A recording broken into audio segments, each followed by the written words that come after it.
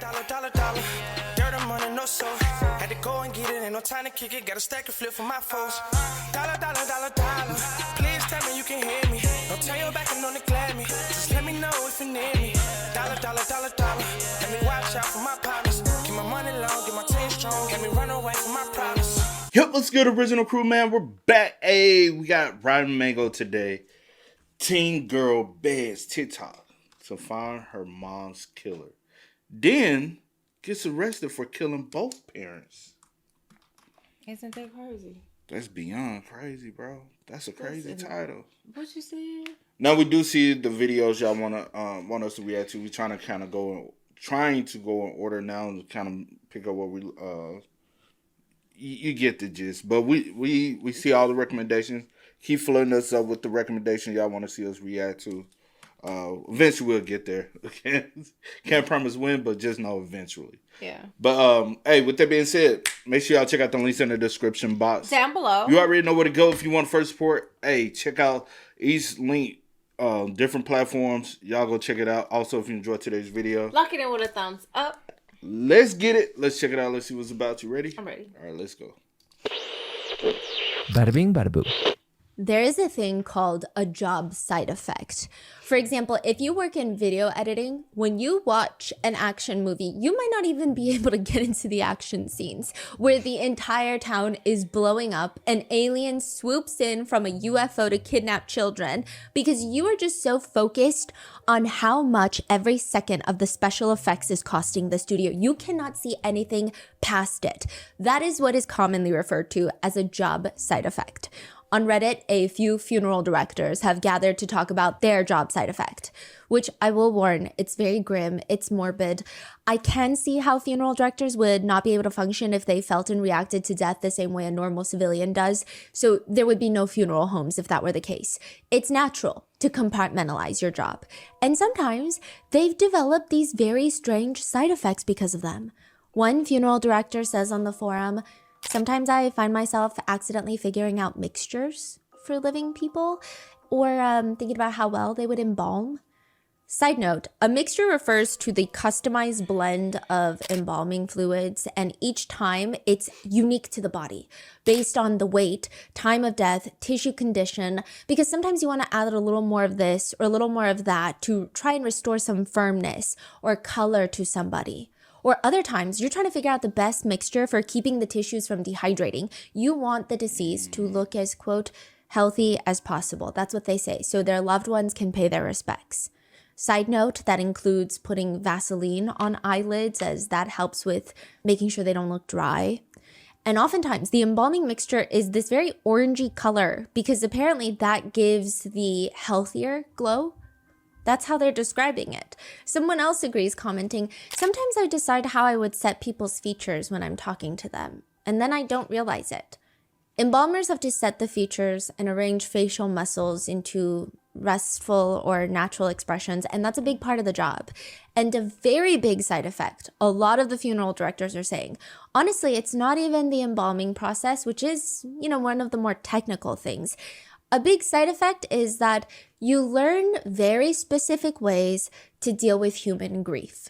And it's done in a way where you have to compartmentalize. Like, I know some people are going to be like, "Oh my God, these funeral directors are so insensitive," but you would not be able to do this job and help these families if you felt every little pain that everybody felt. Yeah, on a daily, hourly basis. I mean, a lot of busy funeral homes, they have at least one funeral a day. Mm-hmm. There's no way that you can sit there and really soak in all these feelings. That would be just too much emotional trauma. Like, you would never make it. Yeah. One funeral director online states, at the end of the day, though, it is a business. It's not a social service. It's a lot to coordinate. And you have to learn a lot of these small talk lingos. We like to call it a small dark wedding, because you pay for the production. People shouldn't be surprised because it's supposed to be a memorable event, and memorable events are expensive. And so you learn these little ways of talking to clients. For example, you learn very early on not to say things like good morning, good night, happy holidays when you pick up the phone, or when you hang up the phone, or when you say hi or bye to any customers who want. That is true, because you're interacting with people who are grieving. Mm-hmm. So grief is never good or happy or Good night. How can I have a good night? Yeah. Like, I just lost my loved one. Have you ever found yourself like going through that, like with any job or career or even training, that you like pick up on certain nuances about your everyday life and you just like, damn, it's low key annoying, but you find yourself changing because the profession you might be in, so you look at things differently. A different way. Yeah, I guess to a certain extent. I'm just trying to think of like the few jobs I've had and like the different things and how I had to interact with different people. I guess. Yeah. So yeah, I guess I would say that. Yeah, definitely. I would say that definitely the one job that I did have. Well, actually, the last two. Well, no, not the last two. The last one I had, and then another one. Anyway, yeah, because I'm dealing with people that's also calling in, maybe that has lost loved ones, and they're trying to like get things squared away as far as like their insurance and stuff like that, their benefits and stuff like that. So yeah, I have. No, because like when she was describing things, I was like, that's how I am a lot of times with music. And honestly, that's the reason why like at first I find myself like I can't listen to. Honestly, I hate listening to new music, and I think that's another reason why I'm kind of glad we did go away from music reactions, because even when we do music reaction, I kind of like I get annoyed because like that's what I went to school for. I have a degree in entertainment, you know what I'm saying, and so like when I look at certain things, I'm constantly dissecting it. So when we reacting to a music video, I'm not watching for enjoyment. I'm like low key dissecting it. Even like listening to music, I'm like low key, high key dissecting the sound and how it sounds and where this note, and I'm listening to the minute things that the average consumer don't hear. And I just be like, damn, bro, like it's annoying, but because I went to school and I took class and I'm training them for this, and I took production class and I took engineering classes, I'm listening to it and it's like it takes the enjoyment out of it. Because I don't use it on an everyday basis, but it's part of my life now. And I'm like, bro, I hate that. I could hear different parts of the song that I know for a fact you are not hearing.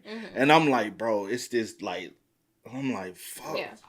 And that's the reason why when we used to critique certain things, everybody like, I'm like, no, I listen to it from a different ear perspective. I don't listen to it from just an ordinary consumer perspective. I listen to it and I'm like, not trying to critique it, but it's hard not to critique it because I'm like, I would have did. Yeah. So I get when like that. Honestly, could I go into the that field like with the It's like a mortician? Honestly, my sister, childhood best friend, it scarred, like when her mom died, it scarred me because we were young kids. And her mom worked at the funeral home, and her mom literally died on April Fool's Day. April 1st, her mom died. And I was like, bro, this is a horrible April Fool's joke for somebody to call and say your mom died at the funeral home while working on I'm like, ain't no way. So ever since then, I've just been like, always be like, how did, you know what I'm saying? So it's just, I could never go in that profession though. Walk in. Additionally, phrases in their experience that don't do well, they say they cringe every time they hear people coming to other loved ones' funerals and saying this to the grieving families. It typically consists of, they're in a better place now. They say, don't say that one. Or at least they're no longer in pain. Or I understand. And interestingly enough, one of the funeral directors writes on Reddit, the words, I'm sorry? Yeah, unless you're apologizing for something you've done, don't say those words. Especially if you're a funeral director, too. So, I low-key want to write all this, because... Do you need to write that down, or is it not because those are common things you hear. I'm sorry for your loss. They're in a better place now. I will say that I'm sorry for your loss is very common. You see that a lot because it's kind of like, because it's like a thing, you hear like, are you really sorry? Or is it just like something what is there to be like sorry the norm for? To say, right? So yeah, but what is sorry there for? What is there? I think probably because I just thought about one. I was like, I think that would be like 100% good to say is saying my heart is with you and your family Yeah, you can say through that, this tough time or right now. yeah, like yeah, I say that. I hate funerals. I have, caught myself like typing like, Mm-hmm. so I'm sorry for your loss, and I'd be like, do I want to say that? I have said it before, but then I just be like, my condolences, because I don't know. Sometimes I don't know what to say, and honestly, like with the I'm sorry, or this person is in a better place, or whatever the other ones that she said, like for a lot of people, it's kind of like. And I hate funerals, y'all. I vow like I don't do funerals, bro. Mm-hmm. And it's not the fact of like trying to being disrespectful or anything, but it's just me. I hate the atmosphere of funerals, but I don't like the memorization of this is the last. This don't want to be your last memory of this person laying in or even the gathering of the process, Cause it's like a conflict of thing, and I'm like, I don't know. Funerals just like I can't get jiggy with it, bro. I feel you.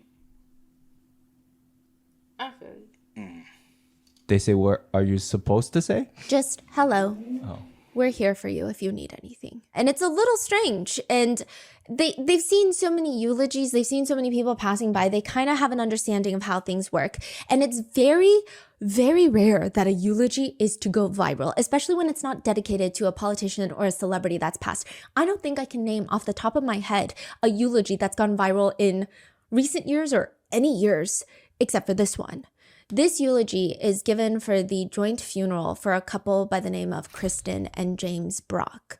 Both of them were killed in their sleep, and the killer is still on the loose when this joint funeral takes place. People are psychoanalyzing everything about this eulogy. Even body language experts are going on mainstream media, news platforms to talk about the things that they're getting from the delivery of this eulogy. I mean, they say, quote, "We're not seeing these short gasps of breath, they're never touching their face. They're not wiping away the tears because there aren't any. We're not seeing upheavals of emotion. We're not seeing those gasps of breath." And throughout the entire eulogy, their tone stays strong, just burning right through this, talking fairly quickly. Seems like they're trying to get to the part where, it's almost like they're trying to get to the part where they talk about themselves again. There are no pauses to gather themselves or anything of that sort. Other netizens are more focused on what's being said. They get up there, and this person making a heartfelt eulogy at the funeral states, "This isn't going to be easy, but bear with me because I stutter a lot. I just wanted to say goodbye since we never got the chance to. I was so used to you guys always being here that I never once thought to imagine y'all not being here. Your heart will finally be healed in heaven, and neither of y'all will be in pain anymore. Although that gives me so much comfort, your fight is not supposed to end here. Thank you for all the life lessons you taught me. You were such a beautiful soul with so much gratitude. We can't always choose the music life plays for us, but you can choose how we dance to it. Kristen Brock was always dancing, and they will save a seat for me in heaven, like they saved a seat for me in this very church." When someone tries to tell you anything, no matter how important it could be, just listen, because you never know when it's somebody's time to go. You could say goodnight and wake up a few hours just to find out they aren't there, despite their joy and their love. So just listen. And never take a hug or anyone or anything for granted, and love with all that you have in you. And lastly, my take of not taking people for granted, I want to thank my family, also known as my cat family, my grandparents, my siblings, for helping me through my worst nightmare. And last but not least, I want to thank Tasha, Bree, Nate, Lane, Kimberly Hayes, Kim Bowling, Katie, and most of all, my father, Angie, and Ben for making such a big difference. I love you guys. I'm sorry. A loved one who was present at the funeral is sitting front row, states, "That was weird," because not a single tear was shed. So the entire time that this person is up there, the eulogy is said in a shaky voice as if they're crying, but she's sitting there saying, "I didn't see a single tear." And she says, quote, "What is the voice that they're doing? That sounds like crying, but I don't see a tear. No tissues, never wiping the face, never getting rid of tear marks. Eyes are not red, no snot. They're not crying." The family member in the first row states, "It was one of the weirdest things that I had ever witnessed." But not even just that. Apparently, this person gets off the podium and goes one by one, greeting the loved ones of the deceased and giving them each hugs and saying, "I'm sorry." And that brings us to the question, why is 17-year-old Sarah Patrick apologizing to everyone when her mother and her stepfather were killed that night, while she and her little sister were asleep in the same house? And why will she be arrested months later after this funeral for killing the two of them and posting TikToks about it?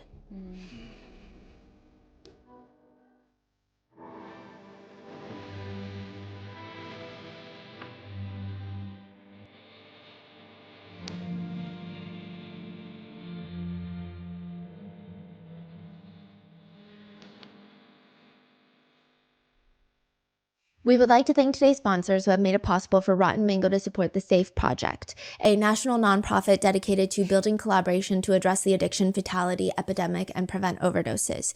This episode's partnerships have also made it possible to support Rotten Mango's growing team, and we'd also like to thank you guys for your continued support. As always, full show notes are available at rottenmangopodcast.com. There are brief mentions of illegal substance abuse, so please watch with your own discretion.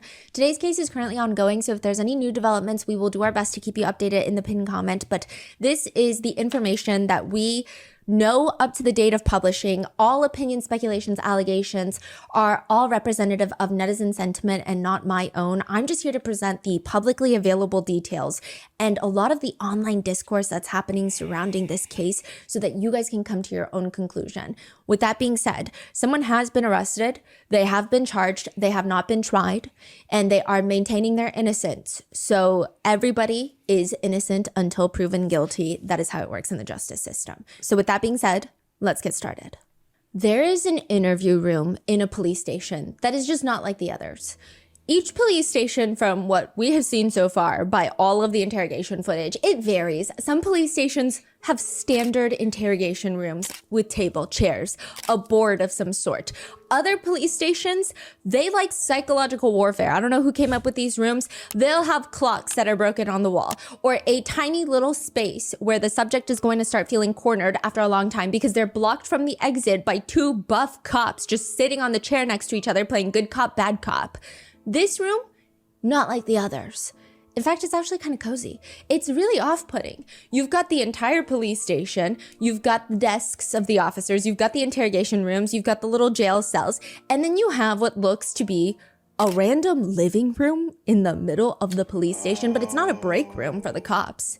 It's an interrogation room. Well, Do you remember they said the reason why they have interrogation rooms like this? What was it? To not make the person feel like they are Like cornered or guilty. It's more like relaxation. not try to treat you like a suspect, try to make you feel like more relaxed, Yeah, so that you can be more like open and Because we usually typically see in the four white walls might be a desk in there with a chair, even chair. where they sit you at, Yeah, and placement. stuff like yeah. that. The placement. These are and stuff more like that. get you cozy, get you relaxed, get you comfortable. Let your guard down a little bit. Way more than you've been cornered. middle of the police station, but it's not a break room for the cops. It's an interrogation room. Well, an interview room. There's like an open seating area? No, it's closed. Oh. But it's like a living room. You open the door, it looks like a quaint little living room with armchairs, usually a rug, lots of artwork, pastel colors. The lighting is less... Because isn't these typically like the rooms that you see when they do interviews with like kids? They have this conversation with the kids to make them comfortable. They put a little thing. Sometimes if they don't have a kids room, sometimes they have a kids room, but if they don't have a kids room, you typically see them in these rooms. There's usually a rug, lots of artwork, pastel colors. The lighting is less harsh. It's not like that bright fluorescent light that you see in police stations. It's almost like that warm, no overhead lamp type of light. And it's because that is where you bring in children. You bring them in and you have very specific investigators who are adept at asking these kids the right questions without leading them to figure out what they saw and what they know. February 20th, 2025, police get a phone call. And it is from 16-year-old Sarah Patrick, who is stating that her 41-year-old mother, Kristen Brock, and her stepfather, 45-year-old James Brock, are dead. This 911 call has yet to be released, by the way, but she is effectively stating that her little 5-year-old half-sister, let's call her Bella, she is the child of Kristen and James Brock. And Sarah Patrick is only Kristen Brock's child. So that's her stepdad, and this is her half-sister. Her 5-year-old half-sister, Bella, comes into the room, and she's like, you need to call the police. Like, something happened to mommy, something happened to daddy. She calls the police, and it's too late. The couple had been shot 5 times in their bed in the house that all 4 of them had just been sleeping in. This is first thing in the morning. Not only did this 5-year-old little girl find them, but she heard the gunshots too. And it's interesting because the very first thing that the police find a bit fascinating when they're talking to this little 5-year-old girl and later when they talk to 16-year-old Sarah Patrick is how the hell did the little 5-year-old girl hear the gunshots, but 16-year-old Sarah slept through them all? She claims she didn't hear a single gunshot go off in this little house. Oh, it's a little house. Because that's what I was going to say. House, the room placements. Yeah. I was like, that could be depending on the room placement. And I'm not just trying to give an alibi. I'm just trying to, because typically I would think with the 5-year-old, the parents would want to be, room will probably be closer. You get what I'm saying, to the 5-year-old than with the 16-year-old. But even if it's just like, But she said small house. That's what I was like. But even if it was, I'm like, it's not like it's a mansion, and I'm on one end of the house, and you on a whole nother end of like, even if it was like just, I don't know how small, but it just show like your average home. You're gonna average homes ain't average homes no more. You got different arrangements of homes. Say for instance, like the one home we were looking at a couple years ago. Say for instance, it was, remember, bedroom over here is right. All the way past the living room, past the kitchen, another bedroom was over there by the garage. Then there was 2 bedrooms upstairs with the bonus room. If the parents get shot in that bedroom, you're not hearing it on the other side of the house. You assume. Possibly. I said possibly. Let me finish. I said possibly. But in that house, the 16-year-old would have either been upstairs or on the other side. But if the 16-year-old is upstairs with the 5-year-old, there's absolutely no way that the 5-year-old heard it and it's not the 16. You get what I'm saying? But it's just all about room placement. I would have to be in the scenario, God forbid, to. No, I'm saying because I can't sit here and say there's no possible way, or there like maybe they didn't or whatever, hear it or not. I don't know. Yeah. Like that'll be a. I'm just giving a hypothetical. Yeah, I have to see how big the house is. But when she said small house, I'm like small house like my mom. Small house, ain't no way one here and not the other. You get what I'm saying? The rooms just ain't that many spaces away from the rooms. Claims she didn't hear a single gunshot go off in this little house. There are certain questions I think that you just can't really ask people. I mean, maybe you can if you're an investigator. I just feel like it's a thing that you learn as a kid. When you're a kid, you ask the first thing that pops up in your mind, and then your parents scold you, and you're like, you're not allowed to ask people that. You can't ask someone why their feet are smelly. Like, that's rude. Come sit down. There are lists of questions that technically feel harmless. It technically feels like you just want to know. For example, what percentage of your thoughts do you think are actually original versus recycled from things you've heard or read? It's like technically harmless, but it just feels kind of inappropriate. That feels a little like you're attacking me. Or if you had to assign a monetary value to an hour of your time based on what you actually accomplished, what would it be? Or do you think your face would look better or worse if it were perfectly symmetrical? And then you have the list of typical ones. When are you due? Are you pregnant? Have you gained weight? Do you still have a thing against smiling more frequently? Are you really going to eat all of that? Those are things that you're technically not supposed to ask, even if you genuinely have a curiosity that means no malice. Like, you're not coming from a bad place. And there are a lot of questions that people apparently wanted to ask Sarah Patrick on TikTok. Sarah Patrick reaches out to a TikToker by the name of Allegedly Reportedly, and she DMs her asking her to, quote, search up the Brock case. It's kind of a straightforward, contextless, maybe even cryptic message. Allegedly Reportedly responds, the daughter, reached out to her and told her, this back in June, but the case happened in February. Could it be the subconscious is getting to her? And Sarah keeps messaging her, giving her more information about the case. Kristen and James Brock, they're my parents, and out of nowhere, a random Thursday night in February, someone came in my house with me and my 5-year-old sister, shot my parents, brutally leaving them for me and my little sister to wake up to. Well, technically it was a Wednesday night because I found them on Thursday morning on February 20th, 2025. Allegedly reportedly responds to her, telling her, I am so sorry. I cannot imagine. I will absolutely research and cover their case. Please take care of you always. She makes a video on it, and Sarah comments, thank you for spreading awareness. Sarah's very active in the comment section, which makes sense, but one person writes, this is a random netizen. From an investigative standpoint, it would seem that it was someone who knew them, hoping for answers in swift justice. Sarah likes the comment and responds, most definitely was, since they knew the house. She's saying, yeah, I mean, whoever did this to my mom and my stepdad, they knew them because they knew the layout of the house. They knew where they were sleeping. So yeah, I agree with you, commenter. Like, they knew my parents. At this point, nothing is particularly making you question anything of any sort. There's no, ooh, I probably shouldn't be thinking this question or even let alone asking it in the comment section. At face value, at this point, everything seems normal, even on Sarah's dad's Facebook account. So it gets a little bit confusing, but this is Sarah's biological dad. He and Kristen Brock, one of the deceased, shared 2 children together, Sarah being one of them. They've been long divorced. That is why Kristen has now married James, Sarah's stepdad. So he's even posting like, anything will help. Please keep sharing this case because we need to find the killer or killers.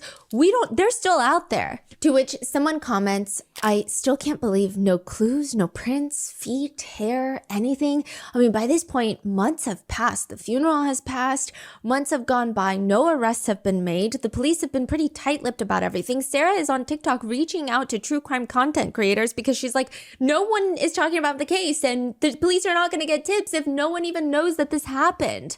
I live in a small town in Georgia, like 45 minutes west of Atlanta. I don't know what to do. No one's talking about it. Sarah takes her dad's Facebook account to comment back. It's Sarah, by the way. I know, it's hard to believe it, and there's got to be something. Hopefully the police are just not telling us anything for our own sake. It seems like she's very involved online of being the push of getting this case out there, which again, seems very natural. Kristen's father has come out to say, so this is the mom's dad, the deceased dad. This is Sarah's maternal grandpa. He says, this is just so horrendous. You just can't imagine someone would come in and just take the life of 2 good people. And I want answers. What's going on? And clearly the cops, they want answers too. I mean, it's not the most common occurrence that a police officer will attend a funeral that's associated with a case that they're working on. It's not unheard of. Usually it happens when you're dealing with organized crime. A lot of former like mob bosses, organized crime families, they've had a lot of undercover law enforcement show up at funerals of people that are involved in the enterprise, if you will, to study the network, the food chain. Sometimes undercover investigators will show up to victims' funerals if the killer hasn't been caught yet. But it's not protocol. It's not necessarily required, but it does happen. And they're watching just for anything strange. They're also lurking on social media, trying to see if anything feels off.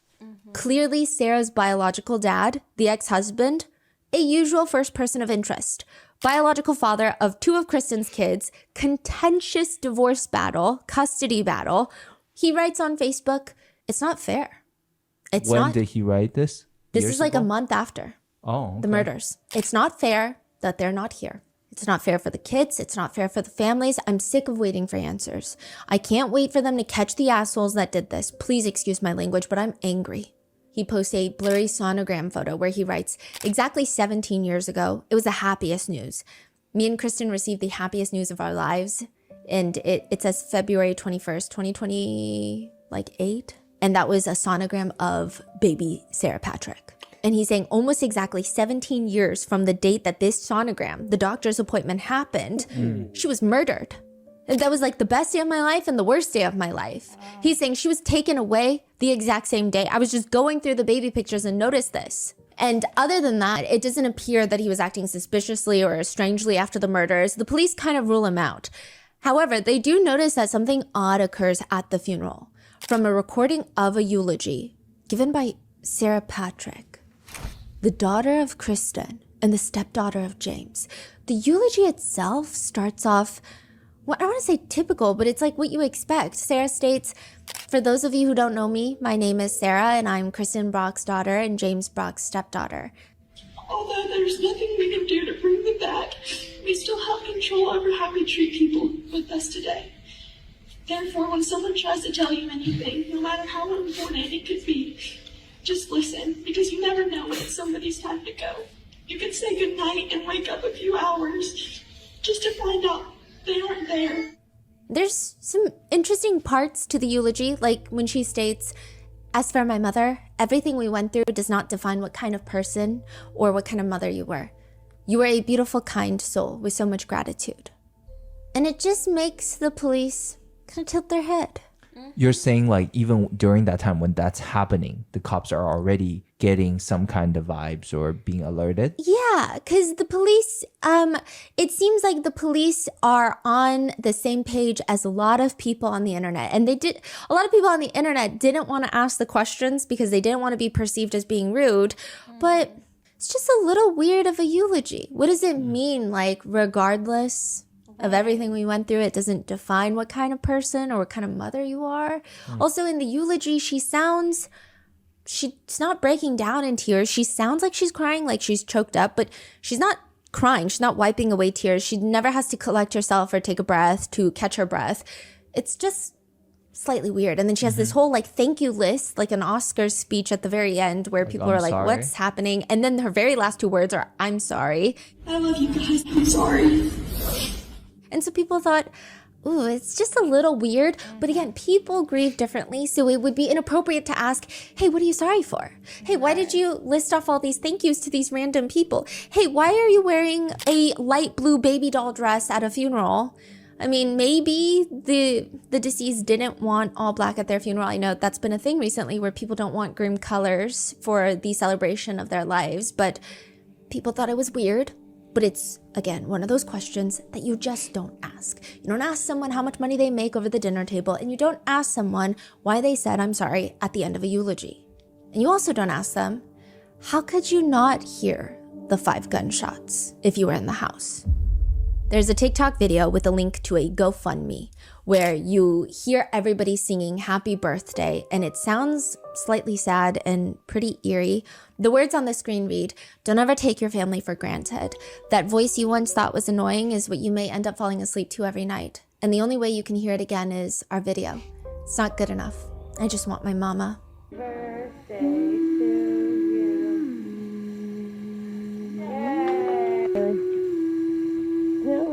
And it's Sarah Grace posting collage photos of memories with her mom and her stepdad. Another TikTok video shows her with mascara running down her cheeks. Like, it's pretty dramatic, almost like you would imagine like those animes when people cry and then you see the mascara running down, almost like liquid coming down, and you see the tear streaks. The caption reads, "Please send prayers for healing and for a break from everything. I'm so tired. I should probably delete this later."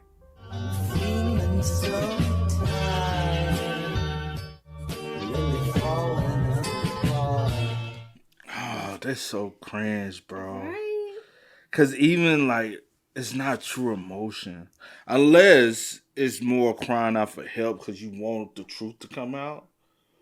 Or... Because I was about to ask, like, is it cringe because we know that the police is looking at her as a suspect? Or would it be cringe without knowing all the information still? Because sometimes I ask myself a plethora of both. Because I see something and I'm like, it kind of like gave me a like feeling, but then you find out more info on, and you're like, I knew also, it was something about. Also, why is a 16, 17-year-old crying with mascara? What you mean? What I said. Why is it? I mean, I don't know what you mean by that, but it is a little. But also, what's so strange and weird? Dramatic though. Why push for attention for the case? That's another thing that's bothering me. Because at the end of the day, if you did commit the crime, because at the end of the day, still innocent to proven guilty, and they have to present their case of why they believe she's guilty. Yeah. Excuse me. Why bring attention to it if you committed the crime?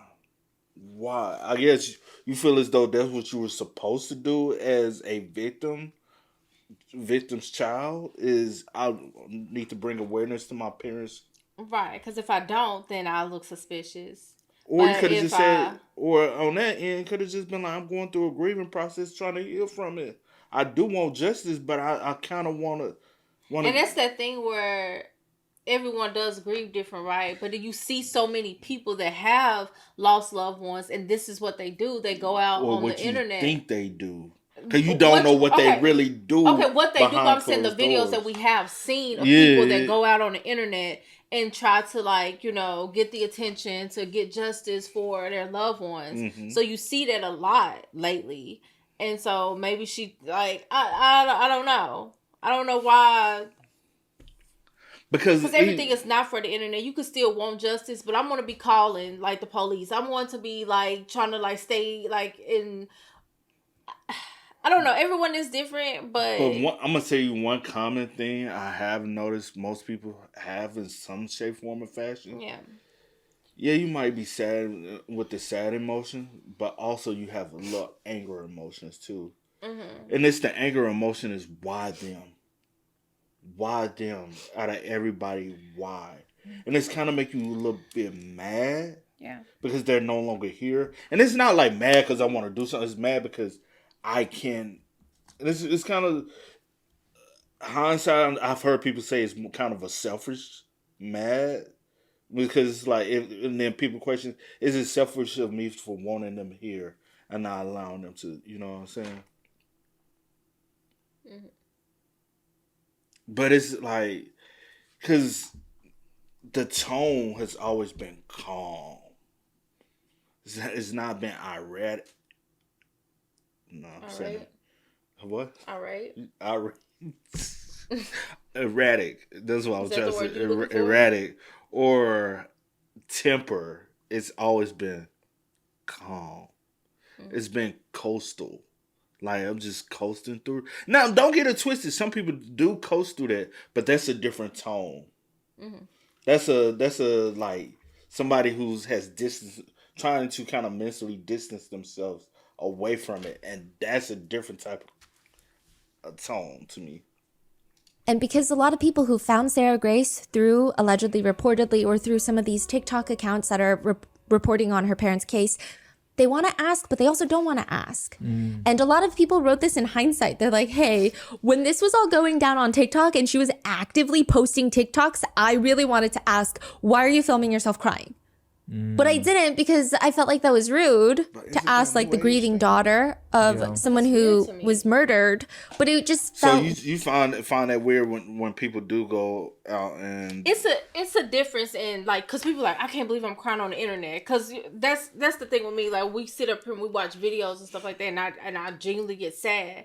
I think that's different because we already in the midst of, I don't know what's coming or whatever, or how it's going to affect me or hit me or that's whatever. That's just natural reaction. That's a natural reaction. Opposed to you literally, like, you're setting up a camera, pulling your phone out and just recording yourself crying. And posting it. Like, it's a difference in wanting to, I guess, like, maybe, like, just whatever. Maybe it's just to have it for, this is how I felt. Like, maybe it's a part of the grieving or whatever the case may be. But posting it, and then you got this song. You don't even found the song to put in the background. You lipping the song, mouthing the song. I find it weird. I just think that's weird to me. Even when, like, people be yelling and arguing and screaming at the camera, then they go around and be like, okay, I'm finna send that to them. I be like, bro, like I understand you probably recorded, now you got the anger and the energy out. You don't have to post it. You can literally hit delete because it's now the anger in it. And let me say this, because I have come across videos where people are like, they are recording themselves crying or whatever for whatever reason. And I don't know, just me personally, I can tell when, most times, not that I'm just this expert at it, but most times I can tell when stuff is genuine. like what comes from the heart reaches the heart to me. Yeah. So I can tell when it's like genuine. I'm like, okay, this is like, even though I do still find it like you shouldn't have, everything not for the internet. You are going through something, and maybe you just need to be able to vent. To vent, or you just need that encouragement from other people that you may not be getting from your inner circle, or whatever the case may be. So, I give people grace. We are human people. We all do things. Yeah. But you can tell sometimes when things are forced, or when it just doesn't sit right with your spirit. And maybe that's what the case was with her with a lot of people. It just didn't sit well with them. So, I don't know. I got you. Why are you filming yourself crying? But I didn't, because I felt like that was rude to ask like the grieving daughter of someone who was murdered, but it just felt weird. Another one is her crying in a dark room with very puffy eyes, and the words on the screen are, "What do you mean I can't call my mom?" And then another one that says, "I sleep so I can see you." Or another caption that reads, "But at nighttime, when there's nothing to do and the house is empty, I always think about how much I needed them."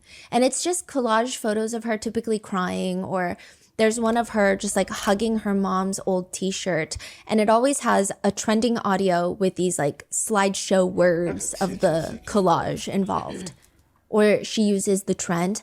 They don't know it yet, but a year from now, me and my 5-year-old sister would find them wrongfully shot dead in our home, and they won't get to watch me graduate high school, see me walk down the aisle, or even say goodbye. The caption reads, "I miss you guys. Save a seat in heaven for me." Or others are just pictures of her mom and stepdad with words that say, "Just want to go home. I feel so homesick and I miss them so much. I can't stand the fact that I can't see them anymore.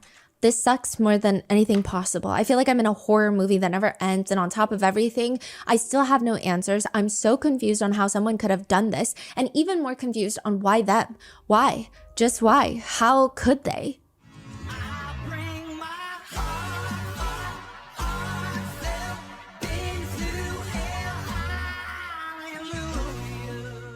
So everything is words, just words on the screen. She's never talking, though. Yeah, there's like a few, it does get weird because at some point she does transition into posting videos that are not about the crime. I mean, this is like months. She doesn't get arrested until July.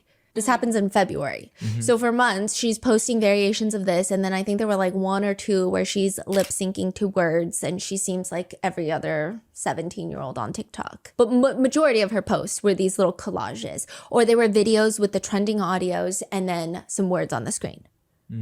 Was she getting a lot of attention from these posts? Like, are they going all viral? They actually went viral after her arrest. And then they got taken down. And then an account reposted them, but you won't see like a lot of the original comments.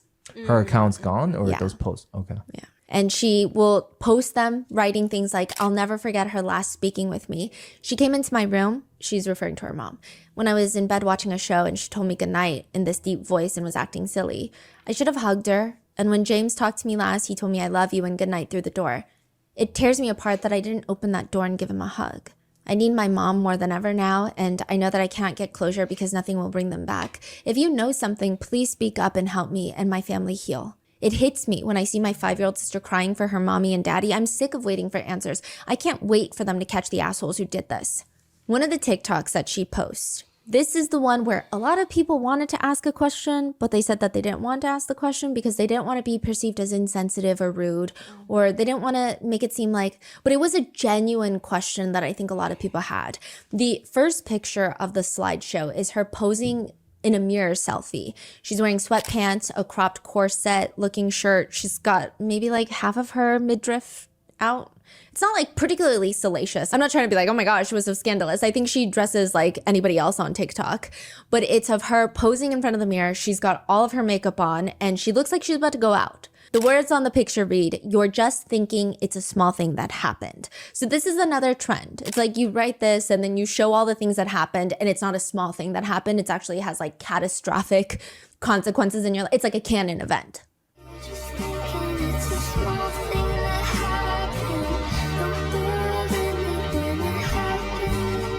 Which is a trend, but people thought it was kind of weird that she's referring to her mom being murdered in the house that she was also asleep in as like, you just think it's a small thing that happened. I mean, maybe she's just misusing the trend, which is maybe odd at best. But it's weird that the very first picture of her is with her makeup on and looking relatively put together, and then the rest are just slideshows of her bawling. Some people are saying, well, that's the point of the trend. You're supposed to show yourself normal, and then as the trauma progresses, and that's the trend. Others are saying it's still kind of weird that she's doing these trends, but then others were arguing, well, maybe she's doing those trends because she wants attention on her mom's case to get it solved. So there was a lot of back and forth, but a lot of people just thought it was maybe one too many crying videos, but they didn't feel like they were in the place to judge, which I agree. Another strange thing that people had questions about is there was someone commenting asking Sarah, what was the weapon? Water gun emoji or knife emoji or question mark, meaning like what was the murder weapon? And Sarah just comments back, water gun emoji. Some people thought that was very weird. It's also been reported that whenever someone commented that they were sorry for her loss, she would just respond, don't be. Now, this is pretty contentious. People are like, yeah, well, that's exactly what I would say too. Like, you don't have to be sorry. You don't have to like ruin your day, but I'm just trying to tell you this information. Others are saying it just feels weird. Like, what do you mean don't be? It's just something nice that people are saying. Instead of saying thank you or like, yes, please keep a lookout on the case, you say don't be. I mean, it gets to the point where eventually one body language expert states that Sarah seems too much in her element when she's creating these crying TikToks. He says, if you and I have tears, we wipe them away. That's what normal people do. She doesn't. She wants you to see what she's going through. That's why she's got the mascara on and letting that leak down as well. Maybe it's harsh, maybe it's accurate, I don't know. They also point out that her picture that she takes and posts on her way to her parents' funeral. So she's like taking a selfie in the car on the way to the funeral, and she's like, I can't believe this. I can't believe I'm going to the funeral right now. Her eyes aren't red. This is what the body language expert states. Her muscles are tense in the way her muscles are tense, but they're not tense in the way that someone who's actually grieving looks. So a lot of when you're grieving, there's a lot of tension in the mouth area, in the lips. They get downturned, there's pressure. It's almost like you're holding it in your jaw. And then it's like loose, but kind of tense at the outer corners of your eyes. She, according to him, does not appear to be in true grief. That's what he believes just looking at that selfie. I mean, take that as you will. I always take body language experts with like all the salt grains in the ocean. But these are all hindsight, right? This body language. Okay. So no one is saying it at the time because those would be questions that you really just cannot ask. Yeah. I mean, I do think body language experts are interesting. I think it's fascinating. And I do think that there is a lot of truth to it in the sense of, I'm sure a lot of humans do hold tension in specific areas when they have certain emotions because that's how we learn to express ourselves. And we all kind of adapt to each other's facial expressions. But people's mannerisms are so unique and personal, and people could have different abilities with moving their facial structures. It's just, there's too much room for error. Yeah. But I digress. Some of the bigger questions in this case, though, even one of James's family members states this. What strikes me as weird is she didn't seem afraid in any of her TikToks. Killer is still out there. You were in the house when your mom and your stepdad were shot and killed. Killers are still out there. Not once did she post, I'm scared. Yeah. I'm afraid. There's a killer on the loose and the town needs to be afraid. We don't know what they're going to do. We don't know who these people are. We don't know what they're capable of. What are the police doing? There is not much fear. It's more so, I can't wait for them to catch these assholes. Please help me catch them. She also states this is James's niece, so the stepdad's niece. She has no blood relation to Sarah Patrick. And she says, she lost her mom. She deserves to be sad, but the weird TikToks just kept getting more weird. So, I mean, what are you supposed to... it's very... I don't know. I don't know what to say about it. I mean... Sarah comments on another TikTok and she says, I'm Sarah. So she's referring to one of the true crime creators talking about her. And she's like, when they said that I'm awake, I actually went to bed around 12 p.m. I think she means 12 a.m. that night as the latest. And I first heard the alarm no more than like 10, 20 minutes before I went to bed. So she heard this like alarm go off in the primary bedroom. This is James Brock's LVAD machine. He's got a heart machine that he's always plugged into because he has really bad heart problems. He had open heart surgery multiple times. He was waiting for a heart transplant. And that alarm will go off for all sorts of things. It does seem like that alarm is slightly sensitive from what I can see online because you have to be because... There's no way you heard his heart monitor alarm go off and you didn't hear the gunshots. Unless they came in with a silencer and pew, pew. But the little sisters wouldn't have heard that. Right? Mm-hmm. I'm just saying, like, that part Ain't right she trying to say she heard the monitor before she went to sleep? But still. Or and then you was asleep when the gunshots rung out, so you didn't hear. But I'm like, if you hearing a machine, you hearing gunshots. Regardless, to me, sleep or not, especially if you ain't in that deep of a sleep. What time did the actual... Well, what I'm saying is they give me an indication of how far away she is from them. Right. Right. It does seem like that alarm is slightly sensitive from what I can see online, because you have to be, because I mean, he could literally die from his heart not working properly and pumping blood. It's a machine that helps his heart pump blood. Wow. So if that stops, he will pass. So there's alarms that are embedded on this machine, and she said that she heard the alarm go off maybe like 10, 20 minutes before she fell asleep.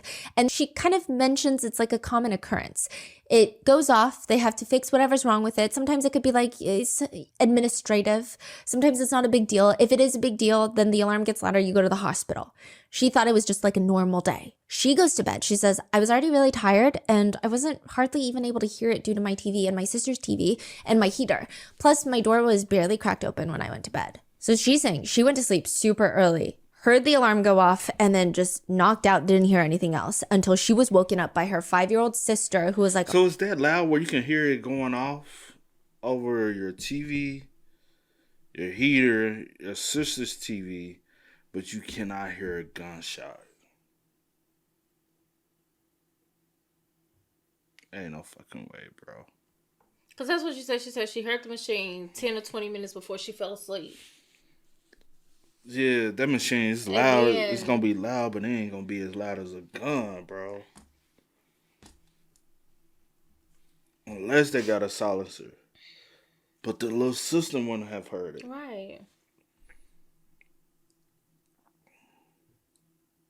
There was no other commotion, no screams, no nothing. Because you can't kill them both at the same time. So one would have died before the other. So one of them would have had to wake up, scream, or something. And then just knocked out, didn't hear anything else until she was woken up by her 5-year-old sister, who was like, oh my gosh, you have to call the police. So people, they don't ask, but they kind of want to ask, how did you not hear the 5 gunshots? Mm-hmm. What time was the shot?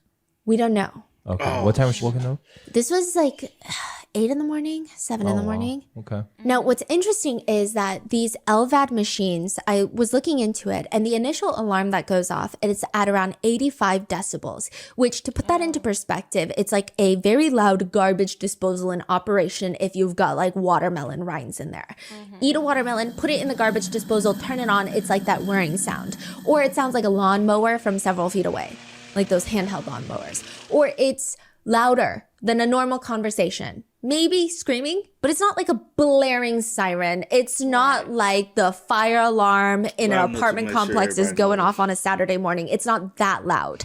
If you're in the same room, it would be impossible to sleep through it. It will wake up deep sleepers. That's the whole point. It's loud and at a frequency that it will cause ringing in the ears if you're listening to it for prolonged periods in the same room. It's uncomfortable because that's the whole point. If you hear it go off from maybe a room away, it's probably comparable to a typical TV volume when you're inside the room. So let's say you're sitting in the room and you're watching TV. It's going to sound that same volume when the alarm goes off in the next room.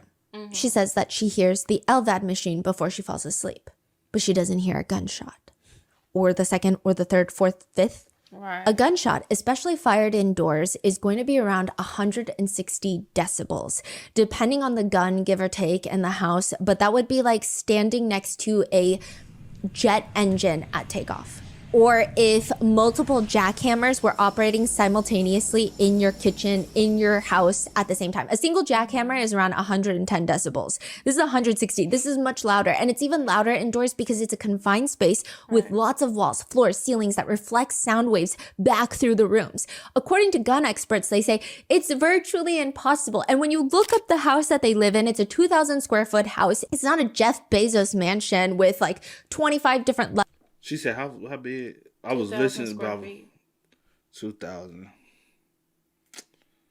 It ain't that big, bro. It's a single storage home. You're hearing a gunshot. This looks like it used to 5 possibly gunshots be a at that. garage that they turned into like Yeah. a room. That's what this part over here looks like. The part that's more close to me, y'all. I don't know if y'all can see the mouse, but so the house probably smaller than that. So the bedrooms is probably a 3-bedroom house. Mm-hmm. Can't be bigger than that. Probably 1 to. It could be 2 baths. Yeah. Could be. 2,000.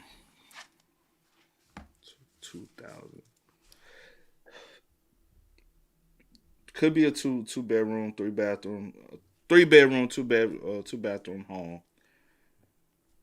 The space out of the homes ain't gonna be. I mean, or the bedroom, because this could be the bedroom right here for them. You know what I'm saying? That's the reason why they got this right here now. Mm-hmm. So that could be, or they extended the kitchen. Also, this is a side panel house. It's not a brick house. You gotta think about stuff like that. Like, there's absolutely no way. Also, how did the person get in the home? That's a lot of factors you got to think about it. Was it a break-in? Even if somebody kicked in a door right here, you think you would hear it? You were asleep. Like that time we was recording, somebody came and kicked at our door. Mm-hmm. We heard it. We was recording. We didn't have these headphones. If we had these headphones, we really would have heard it. We had the other ones that muffles out outside noise, and we literally heard it. Mm-hmm. And we put everything on record and tried to go find them. Everything on pause. What I said, put on pause. And literally, they didn't get in or anything. He just kicked the door And ran off. Mm-hmm. But we was able to hear it. And Yeah. I was like, hold on, what was that? Mm. If somebody kicks in enough to break in, the dad and mom should have awoken anyways, right? Possibly. To know how hard you sleep. This house ain't that big. It would have shook True. the whole house. True. Every time I hear stuff like this, which also, when they did their investigation, you'll be able, was a window unlocked? Was a window broken? Yeah. Was a back door kicked in? Was it forced entry anywhere in the home? No. Yes. Also, Things that needs answers, right? So this looks like a trailer, like a double wide trailer that's transformed into a house. Mm-hmm. You really gonna feel it then, because it looks like it's shit. Like, because over here it looks like you can kind of see underneath the home. Yeah, it looks like off the ground a little bit. Yeah, it looks like it might have been a double wide. So I do wonder if the questions that we have, if they the will house come. makeup now just. I'm like, me personally, you're hearing 5 gunshots. But I always You hearing a lot. I always think about like my mom, for instance, like in certain situations.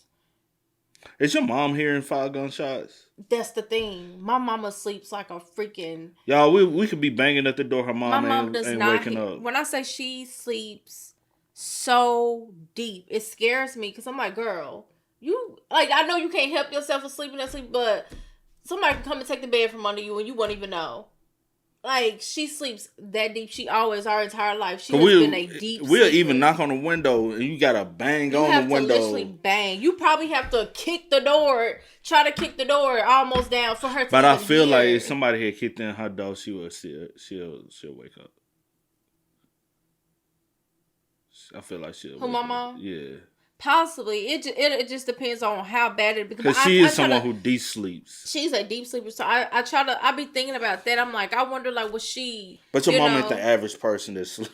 You said what? I said when it comes down to sleeping, your mom doesn't fall in the average category. She's like she go to sleep quick and she gets in a deep sleep. Like, so I don't know, but with this, I just feel like it's. You say you went to bed at 12 a.m. The time of the shooting.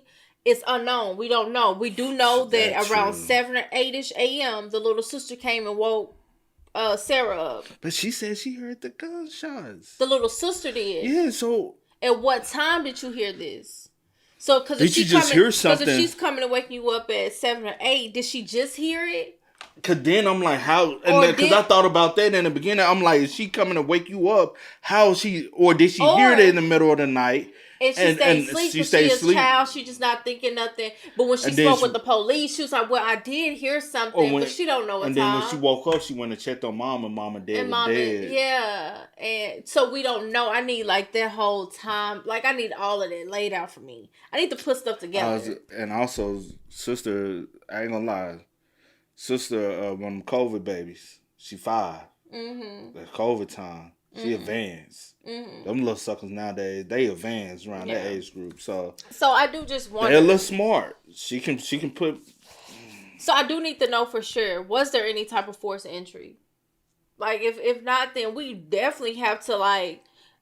I'm pretty sure you don't leave your doors unlocked. I don't know what type of neighborhood people. Not this 2025, right? No one is. I say this. It looks rural area, but I might be. I don't know. I could be Some wrong. people still leave their doors unlocked. Most people don't anymore. Back in the day, you used to be able to do that. Now it's different. No. I'm saying the homes and stuff might be spaced out in between each other, but still, like my dad lives out in the country. I doubt they stay.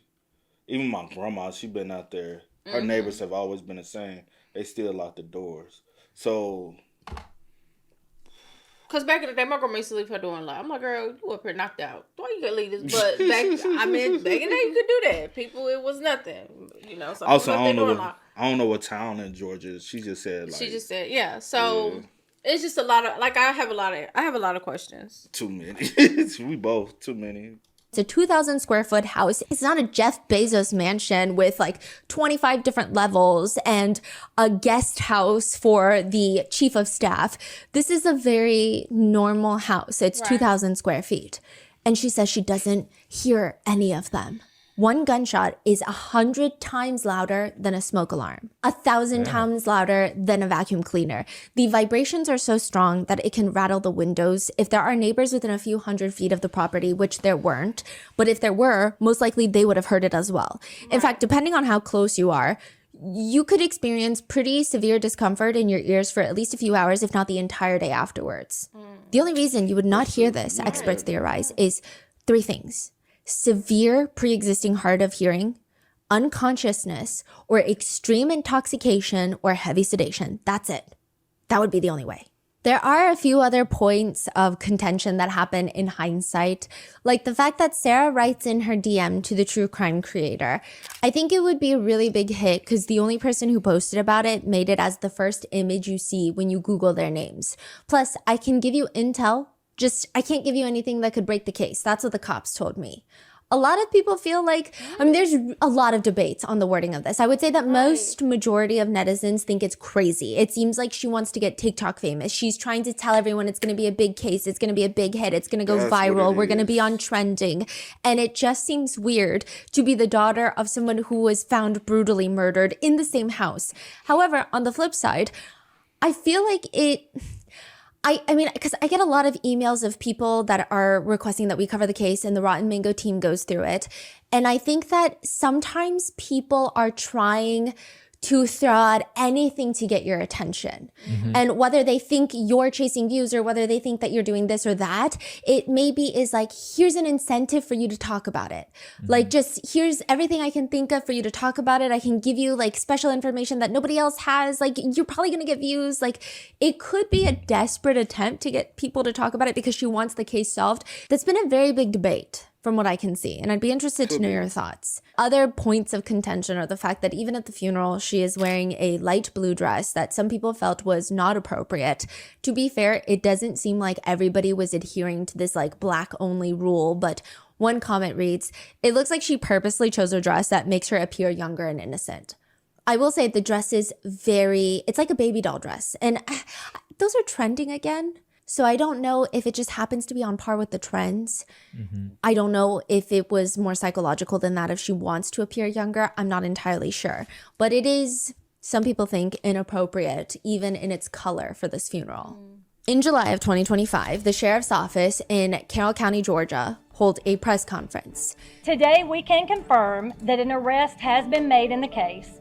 Kristen Brock's 17-year-old daughter, Sarah Grace Patrick, has been taken into custody and charged with 2 counts of murder and 2 counts of aggravated assault in connection with the deaths of her mother and her stepfather. The Carrollton Police Department are being quite vague, which is normal for the police. But like, let me tell you, when I say this case is very vague, it's so vague. They keep referencing the idea that they have a mountain of evidence. We don't know anything about said mountain of evidence. Sarah did not confess. Sarah was not even arrested. Her family is a little particular about the wording of this, but a lot of news media reports are saying that she turned herself in, which almost has an insinuation of guilt attached to it. Like, she turned herself in. She's saying, hey, I did it. I want to confess. I'm coming to the police myself. Her dad is saying that's not at all what happened. We followed the rules. The police were like, hey, we're just going to create warrants for your arrest. So unless you come here tomorrow in the morning, we're going to bring the marshal's office to you. We're bringing the U.S. Marshals to you to arrest you, and it's going to be a big whole thing. So he's saying it's not that Sarah turned herself in. She was told, like, you got to come in, and she was just following the rules. I think that they're very particular about one insinuates guilt. Got it.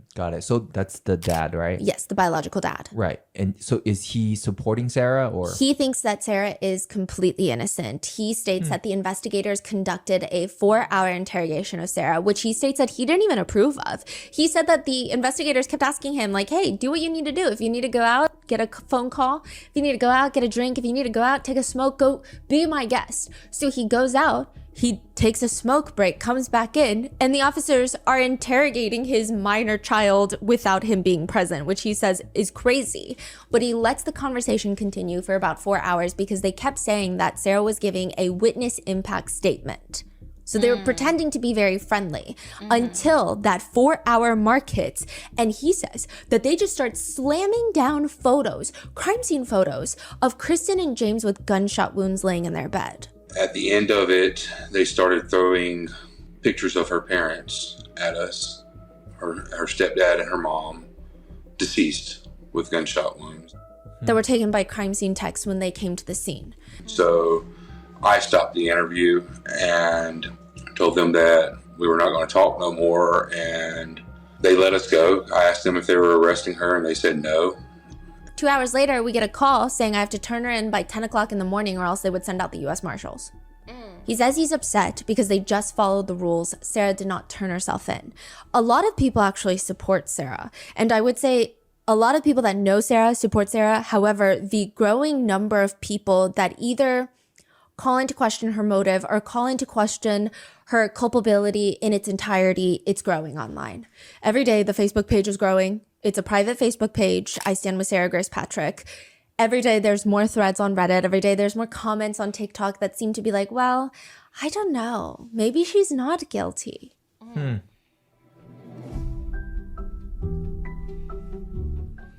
It's very interesting. A family friend of Sarah's says her father walked in with his daughter in that police station, not knowing what lied ahead for his child. She never confessed to anything. She was working with detectives to find the people who murdered her mom and stepdad. She trusted them because that is who she is.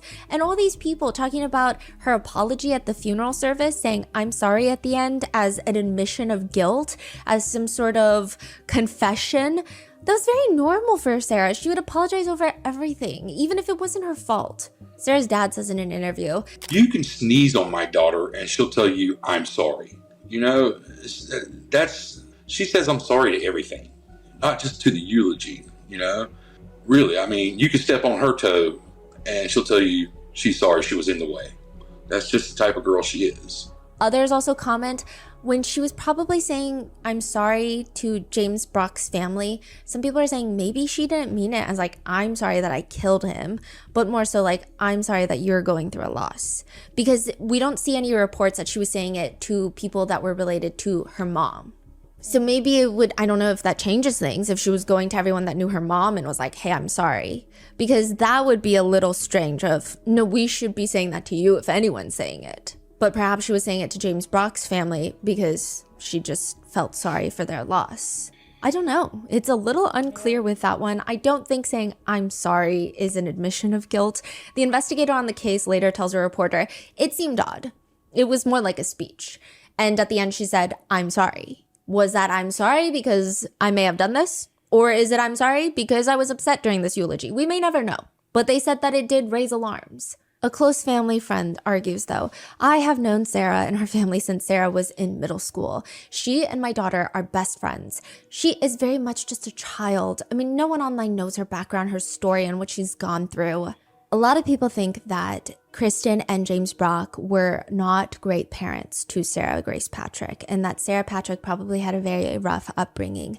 If you go through Kristen Brock's Facebook page, you'll see that Kristen's dad, so this is Sarah's maternal grandfather, is standing by her also, stating, if they had something concrete, they would have arrested her a whole lot sooner. And that has been a big point of contention. Again, the police keep saying they have a mountain of evidence, and this is not me advocating, stating that I believe someone is innocent or not innocent. I don't know what the police have. Wait, so it took them 5 months to arrest her? People think that is a lengthy amount of time. I will say that Carroll County, Georgia is a very small county. I don't know how many people are on their police force. I don't know if they have the facilities to process a lot of information and evidence quickly.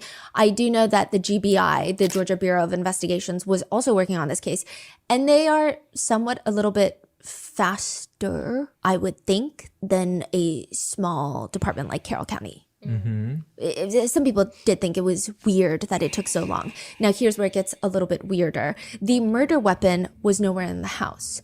The gun was not found in the house. So that would mean that if Sarah were to be the killer, she would have shot her parents and then disposed of the gun. But what's even weirder is that's totally feasible. That could totally be something that happened, right? But nobody knows if the police even found the gun. They've been very strange about it. And I mean, sometimes police are vague for reasons. And this is a very sensitive case where it's getting viral online, and she's a minor. But they're saying we can't really comment on that. Who? The police can comment on that? Yeah, they're like, people are asking, have you found the murder weapon? And they're like, we can't really comment on it. So what does that mean? Nobody knows what that means. Are they trying to lie because they think other people are involved? And maybe they're trying to find the owner of the gun? Maybe it has like defaced serial numbers? I don't know. Or does it mean they haven't found the gun and they don't want to admit to it because that would be like, hey, what do you mean you haven't found the gun? Another thing that people point out is if they suspected Sarah Grace Patrick of being guilty from the jump, from the get-go, which is what a lot of people think because she stated from the get-go that she did not hear gunshots and police thought it was strange. Why didn't they test her hands for gunshot residue? This whole fucking time, that's what I've been thinking. Also, another thing I've been thinking about, and honestly, I feel like you should do that regardless. Yeah, I think so as well. just I don't care if you don't even suspect the person. Just me do personally, it. I don't know if that's like against. I don't know that part because I'm not. Yeah, right. Like I don't know, but unless you have to be like. But also, anybody involved, everybody's is a suspect until we rule you out. Especially everyone. The 5-year-old could have did it. Especially everyone that's in the household at the time, like God, whatever. But when a situation happens, if you are in the household and the situation happens, I have to rule you out. And I'm not saying the 5-year-old did. I'm just no. Just hypothetical. Just anyone that's in the household, if in a crime has occurred, you then watch too many movies. like you, but you never know. You have to rule people out. So why didn't they do that? Do a ballistic test. Also, was there a ballistic test? I don't know. It's the gunpowder residue test. The ballistic test for the bullet. Yeah, the ballistic test is for the bullet. But also, y'all are able to determine the time of death through decomposition. So y'all can assume the time of matter of when the gunshots went off. The 5-year-old might not be able to tell y'all exactly when she heard the gunshots. Did you hear it and then wake up? No, I heard it, I was asleep. So she won't be able to 100% tell you when or the time period. She'll be, unless she heard it and then immediately woke up. But then that's kind of weird that Sarah is still asleep. And then my thing is, had the person had left the house and then harmed the child, that could have been a witness to the crime. Because technically, you leave no witness, right? If I'm going into a house and I kill 2 adults, you leave no witnesses that can speak. And reason why I'm saying that, similar to the crime that just happened back home with the Austin Drummond situation. a lot of people can't put their head around the fact that he also killed the but you leave no witness. Honestly, the only reason why I feel like even in his case he left the baby alive because the baby can't talk. Mm-hmm. The baby can't say anything.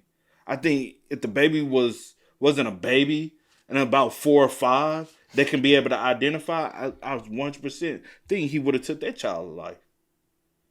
Because in that line, when you're thinking on crime like that, you leave no witnesses.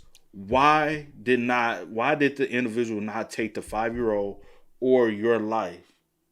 If it is Sarah, you might have hatred to your mom and your stepdad, but you're not gonna have hatred like that to your sibling. Don't get it twisted.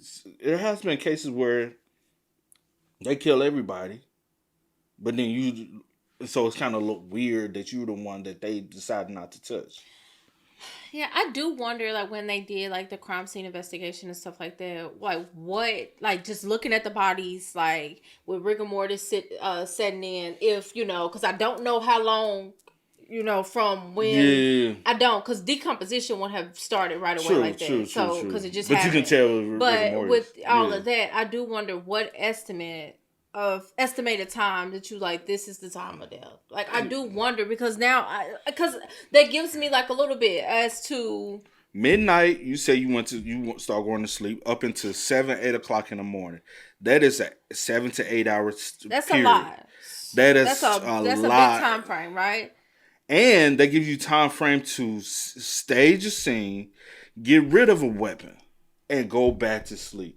But also, that's some psychotic ass shit if you can go to sleep right after. Did y'all dust for fingerprints on the doorknobs, on windows, anywhere in the house? Did y'all pick up anyone? Like, it's just so much stuff that I'm just like. But the only other thing with that, which I know you're not saying, Sarah's fingerprints and all her stuff gonna be all. That's over not what that. I'm saying. I just said that. Outside fingerprints. I'm saying I just said that. Yeah, I'm talking about outside fingerprints. Like, did anyone else?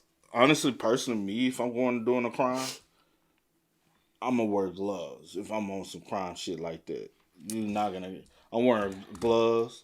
I'm wearing head nets. I'm trying to sleeves that's also taped around. I wonder if they have like any cameras, especially since they stay like out, like they don't really have a lot of neighbors. I want to have cameras set up around my property. Cause that's why I looked up the city and just try to see if, like, as far as the area, it is a small town, a small populated town. So I'm pretty sure it's very rural. Mm-hmm. True, it is 2025. This happened 2025. Yeah. Like, I just would, think, I know everyone doesn't have, like, cameras and stuff, but that is a thing. Most people do. People, had cameras back whenever. But, true. I just, even like hunting cameras. Because just personally, you don't have neighbors, like, in close proximity, because she said they didn't have, like, neighbors, like, right by, maybe a couple miles down. And typically people with homes like that you're going to have cameras some type of surveillance. So I just wonder, like, did they... did it pick up anything? If so, was it just ironically disconnected or not working? Or so? I just wonder. Like, I just have so many questions because it just blows my mind that. And like Sarah said as well, whoever committed the crime had to personally know them because they knew the house. They even knew what room they were in. Me, if I'm going into their home, I don't know how this layout is set up. So it's going to take me some time to even get to the bedroom. Unless the bedroom is right off the entrance. That's the only way I would know. But other than that, I would have to open each door. Yeah. You might hear me come in. I'm crawling trying to see. Okay, that's too much possibility of getting caught. Yeah, I don't know, man. Maybe they did, but it's just, I think they're not really helping themselves in this case, at least online. I'm not saying in the trial. I think in the court system, it's probably best if they don't reveal every information that they have. But at least on terms of online, people are weirded out. Mm-hmm. If they had tested her hands for gunshot residue the day of, if it came back positive, that would have been an arrest instantly. Right. They also took her phone early on in the case. Oh, okay. So she was using her dad's phone to post on Facebook and to post on TikTok. So if they took her phone, I mean, you would imagine that teenagers are not great at covering up their crimes. So you're saying, like, again, there's so many opportunity to arrest her very early on. Yes, but it could also be argued. This is a county that does not deal with a lot of homicides. You're talking about a very sensitive case where a minor is going to be charged with double homicide. 2 counts of murder, and she's going to be tried as an adult. I think if they believed that she was not at flight risk, perhaps they wanted to dot their I's and cross their T's and get everything absolutely perfect before they made an arrest. However, some netizens argue that as well, saying, what do you mean? They just let her roam about for 5 months? Because if she's capable of killing her own mom and her stepdad, I mean, she's probably at flight risk, considering she was jumping around from family home to friends' houses. She was going to a friend's house in Alabama. It seemed like she didn't have a permanent residence. She had nothing tying her to that town. And you hear a lot about teenagers that run away. But flight risk for her doesn't seem to, like, because she's 16. She doesn't have mobility to move around like that. Like, I understand runaways, but most typically in those situations, the kids are already problematic of some sort. So they already showed a pattern before committing. You know what I'm saying? So I wonder, and then now I need to know, like, what's the dynamic of her? Like, has she gotten in trouble before? Like, what is her, you know what I'm saying? Was she ever in trouble doing, like, have she done any certain things? What is her record as far as in, like, within school? I know that we're not going to get any of that information because she's a juvenile. Also, I would like to know as well with the bullets that was found, because you didn't found a gun, right? But you found the bullets. Could you be able to, you could see if it's I don't know anything about guns. 40 caliber, what type of caliber or something like that. Yeah. And be able to. 22, was it 45, was it 38? Is it a 40? Is 40 a... Yeah. Whatever. I don't know anything about guns, but, whatever caliber, whatever, and be able to be like, James had this gun in his name. Or her dad. Or her dad, or Kristen had, that's her mom. Had, gun register her name under this. I just wonder, like, because if so, where did she get the murder weapon from? Was it something that was registered to her mom or dad? Also, or is he known to have... This is going to be stereotypical because it's based off the grounds of what you're saying.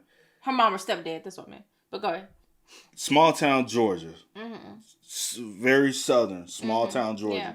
They have guns. Yeah. In a rural area like that, they have guns. So is there a gun missing that was registered? You wouldn't know. Right, that's registered. But that's some people have. Law-abiding citizens typically down south.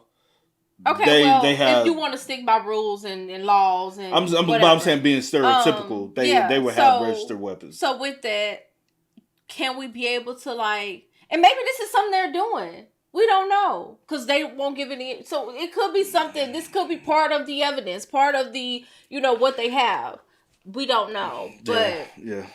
This is just questions. But I'm saying, like, I do agree with you. I'm stuck on that gun. You can press play. Hold on, let me. She's stuck, y'all. Hold on. Yeah, it's a 40 caliber.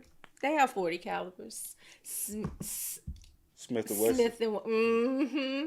But they will have shell casings. What you shell casings. So yeah. So I'm just trying to think of every possible thing that maybe.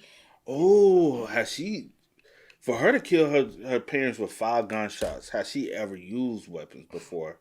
Has she gone training? And I'm sure, down again, I'm being very stereotypical because we are very southern. We come from honestly smaller town than this. We both do. Not being nothing, but people do be teaching their kids at an early age to hunt, shoot, use guns or weapons, male or female. So, especially being in a very rural area, it wouldn't surprise me if she is, like, equipped to be able to handle a weapon.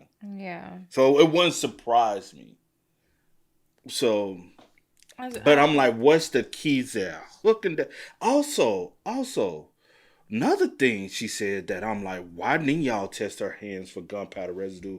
But y'all was okay with taking her phone. And did you find anything on her phone in her searches that she probably deleted thinking that it's gone, but True. y'all would be able to... But why take her phone if y'all only consider her as a witness? You don't take a witness phone.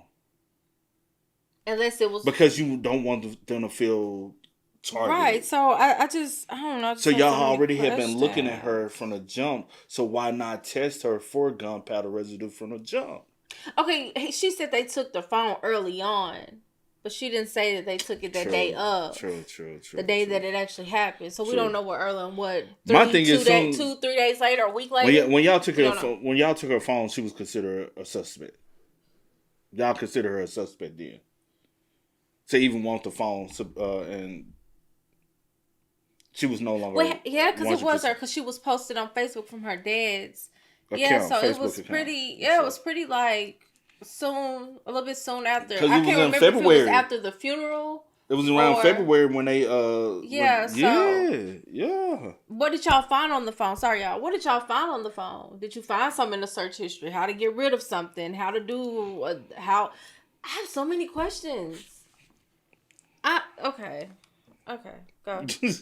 And nothing tying her to that town, and you hear a lot about teenagers that run away. Yeah.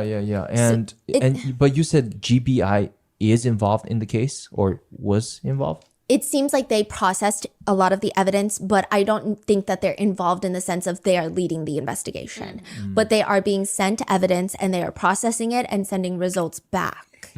What that evidence is, we don't know. And again, I feel like this almost sounds like I'm advocating to maybe question her innocence. That's not what I'm doing. But also maybe that is something I should do more because everyone is innocent until proven guilty. It's just this is the conversation that's been online and it's been growing every single day. I would say initially when she was first arrested, everybody it seemed was on board with that. She's guilty. People didn't even want a trial. They're like, forget the trial, forget innocent until proven guilty.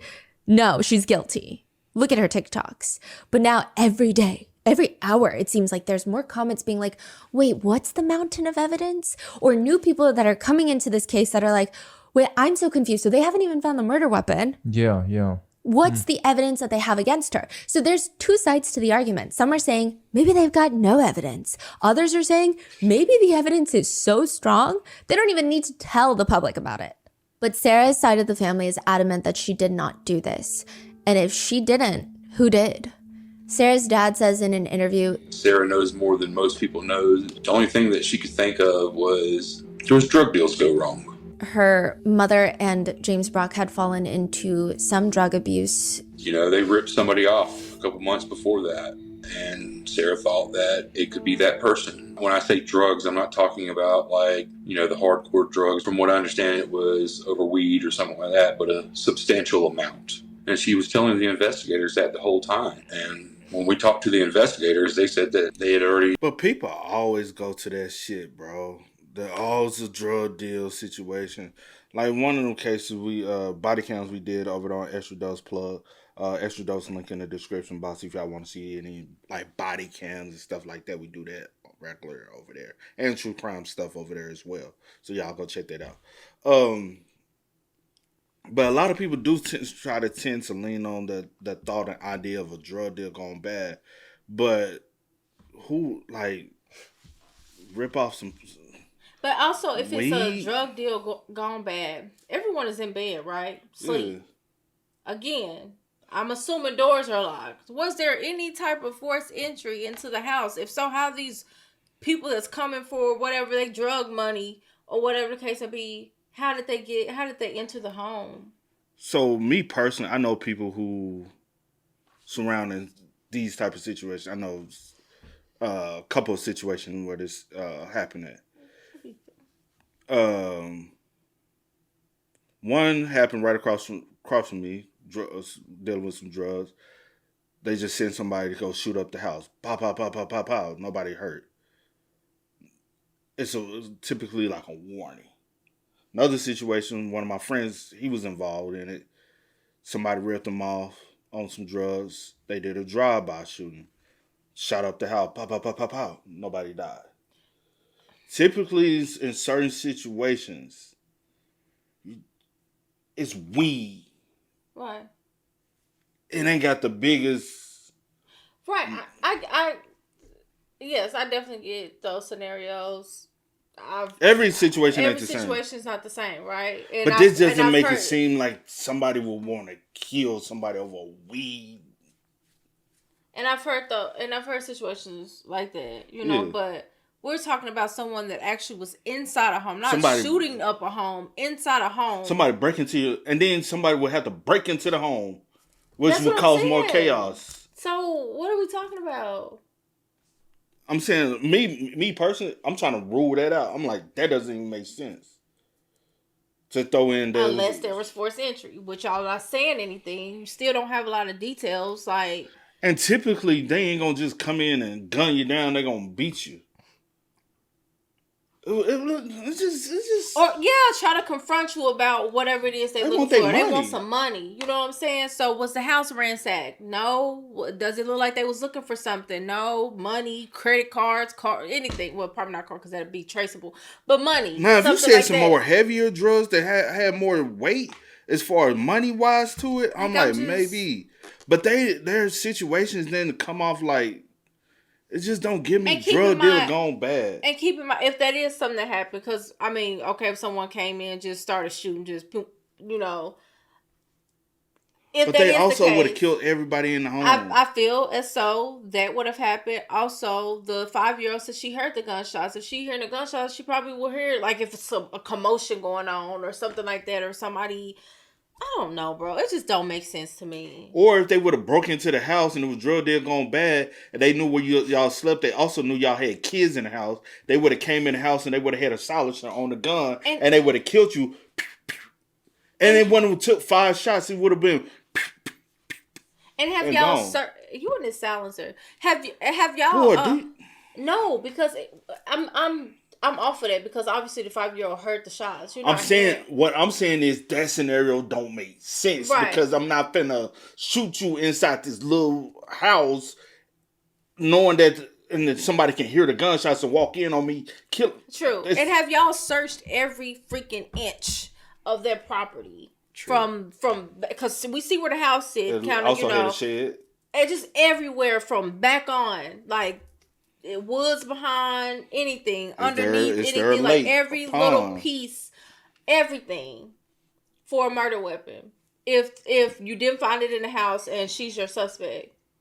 And again, I don't know if she innocent or guilty. Don't know. I don't know. Innocent until proven guilty. Innocent until proven guilty. Until the evidence come out and we see exactly what you have.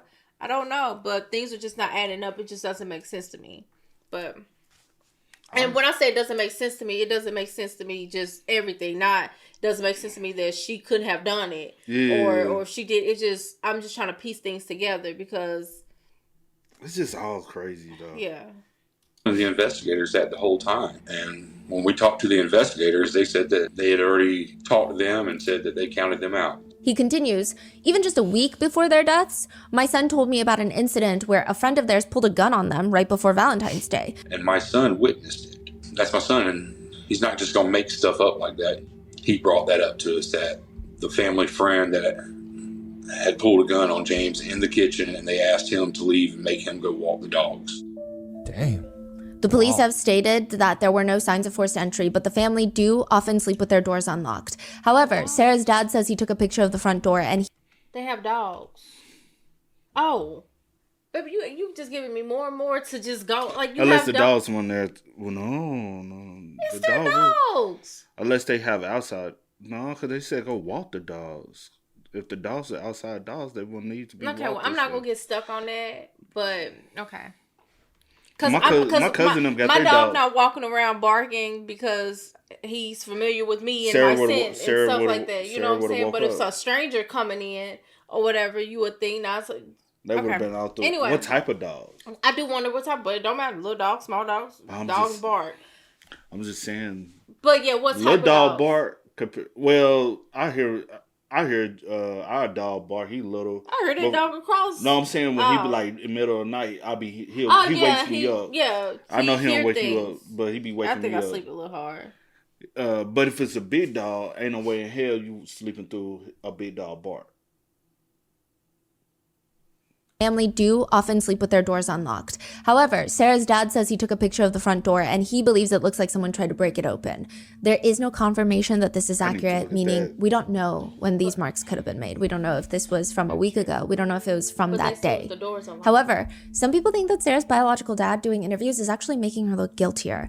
At one point, he talks about James's LVAD machine, stating that it was a constant thing that always went off. He heard it go off during dinner, sometimes when they would go out to eat together. He says that it wasn't too loud. So netizens are confused because Sarah stated that she heard the LVAD machine go off, and now her dad is saying it wasn't too loud. So she could hear that, but she couldn't hear gunshots. And Sarah's dad said, speaking of gunshots, they don't have a weapon. And again, we don't know if this is just the police telling him. We don't know if this is him speculating. We don't know what the police have. Do we know where the room locations exactly or not really? Okay, this is another part where people thought that Sarah's side of the family was not doing her any favors. Okay. They kept saying that the house has an odd layout. I went on Zillow and the house looks like all the bedrooms are kind of in one section.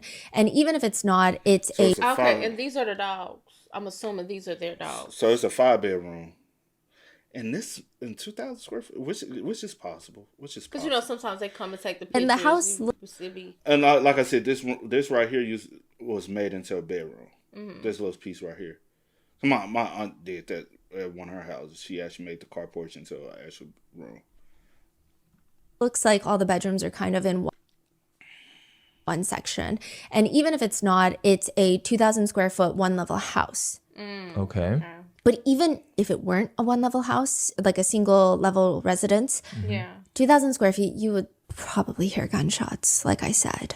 Again, we're not talking about a 50,000 square foot commercial building. Yeah. Even then, you probably could hear. Yeah, that gunshot is weird. So the bedrooms are not in like opposite.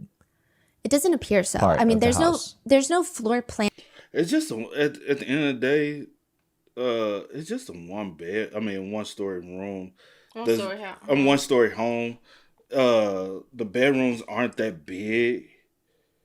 Like that's just a small bedroom. It's not that big. The furniture is in there to make it look bigger than what it is. You know what I'm saying? Like even then, you probably could hear. Yeah, that gunshot. Like this is I guess this would be the main suite, right?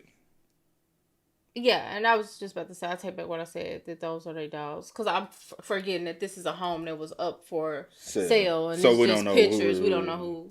Yeah. But yeah, I'm just me personally. I feel like no matter, like for me, I don't sleep as hard as my mom, but I sleep pretty, heavy. I don't be hearing certain things that you may hear. But I'm pretty sure we heard 5 gunshots. Oh, for sure. Like 5, hey, let's be for real. For sure. Fireworks. Just imagine, even like with fireworks. If fireworks set off in this house, you're gonna hear like who left. Come on, fucking yes. That's weird. So the bedrooms are not in like opposite.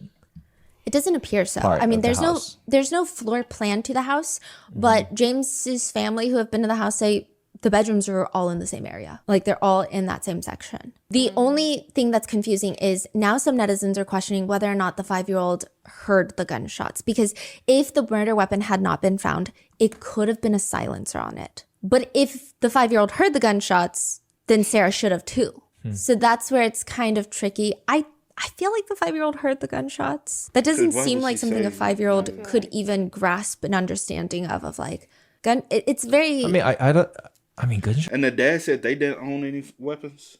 I thought she. Well, he said that they didn't have any weapons. Have a weapon. My bad, I was thinking that he was sending police. My bad. That's my bad. Shots are loud, that's but my fault. Is it possible that someone can sleep through that? Is what I'm trying to imagine. Experts are saying either A, the 5-year-old did not hear gunshots and maybe heard something else that startled her awake, and there was a silencer on the gun, or B, Sarah is lying because there's no way, unless she was drugged, unless she wasn't in the house, that she did not hear those gunshots. I see. So the experts are saying you are 100% will be woken up. If there's 5 shots in your house. It's kind of like I guess you could really argue it to the grave like Jen McCabe does with a lot of her arguments in the Karen Reed case. It's like, yeah, you could be like, no, the forensic evidence doesn't know what it's talking about. But ultimately, it's like, most people are like, come on. Got it. There's no way. Got it. Yeah. Unless there was a silencer.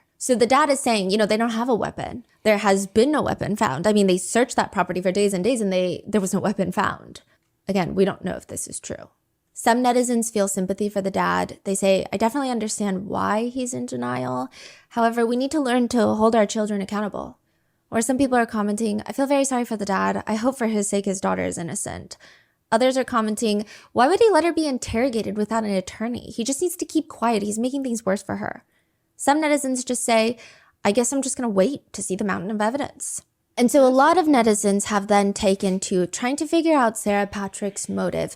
I do want to make a firm note here. This is a very sensitive part of the case that I was kind of struggling with the Rotten Mingo team of like, okay, do we talk about this? Because this is a big part of the conversation right now as it's developing, and I can foresee that it's probably only going to get bigger and probably bigger up until the trial or if she pleads guilty.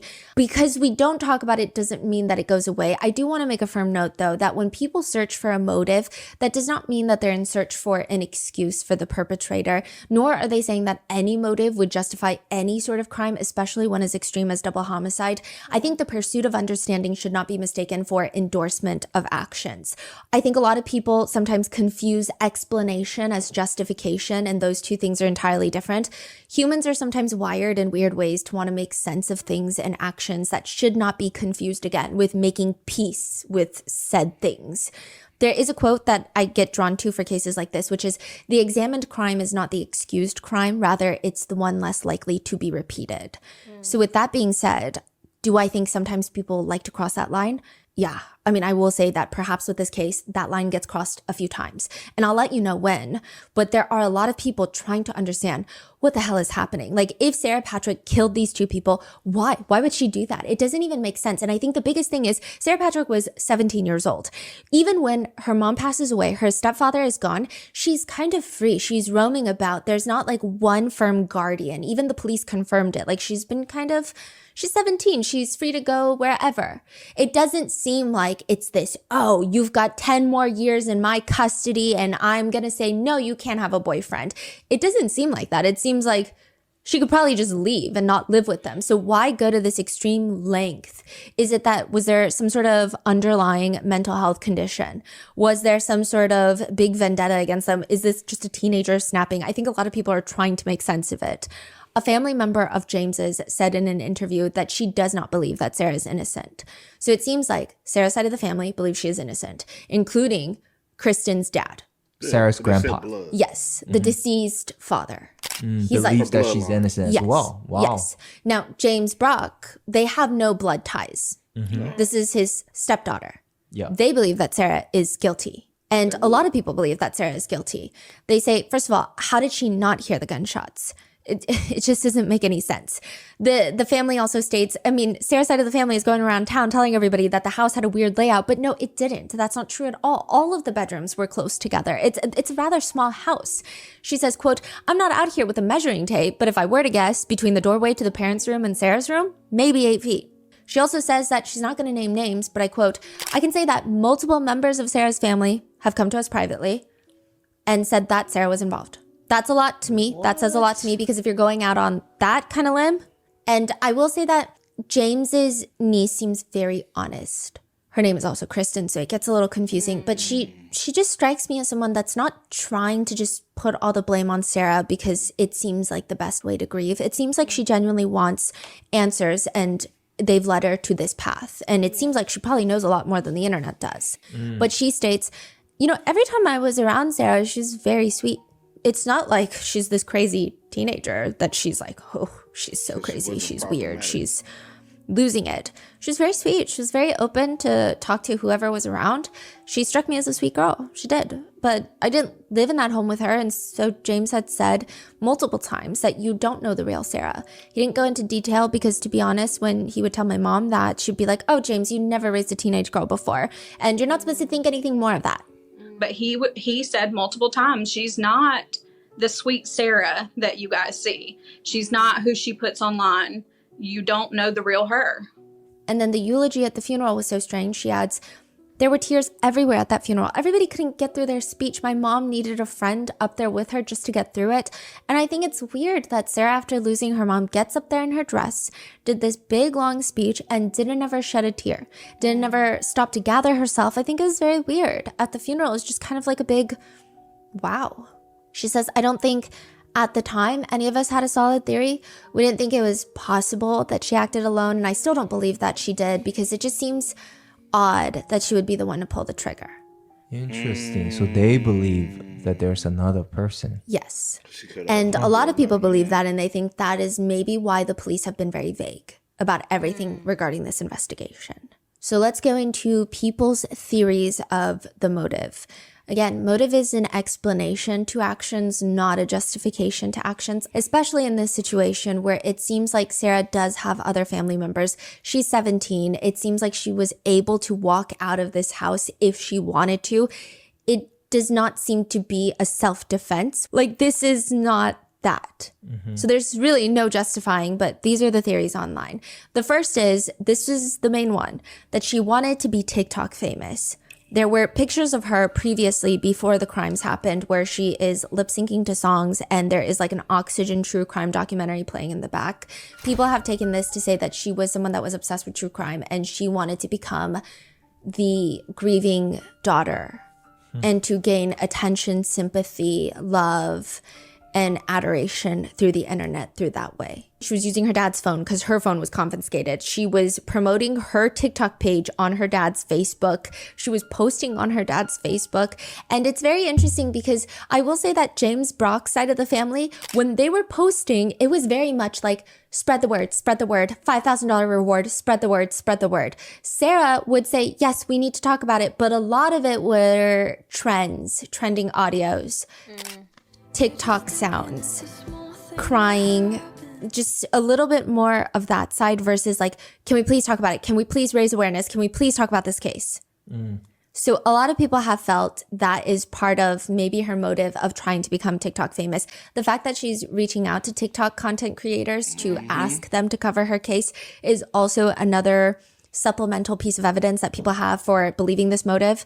As you can see, she reached out to me back in May. She messaged me back on June 3rd and just said, search up Brock case. She would also post things like, we need lots of shares because this case can't be forgotten about. But at the same time, I don't want to make too much noise on social media because I don't want to scare this person off. People thought that was just kind of a weird phrase. And so that's a big chunk of people. They think that she did this because she wanted to get TikTok famous. And maybe she just did not like her parents. Because I don't think you could do that just to get TikTok. I don't know. Yeah. One netizen comments, I don't know, it's twisted, but I don't get the vibe that she was getting such satisfaction out of fooling people. I think she took comfort in getting all the emotional support that she might have lacked, maybe from everywhere else. Of course, she had to play it off online, but I mean, she did sure go out of her way to get attention, which is really fucked up. So I think even as people are commenting, they're kind of confused. They're like, at the same time, she didn't need to post so many trending audios nonstop to try and get views. But at the same time, I don't know if that's the motive. Like, that's what netizens are saying. Other netizens are saying, do you think that her posting on TikTok was her trying to confess to the crime? And this goes into the psychology where a lot of people say that killers sometimes want to get caught.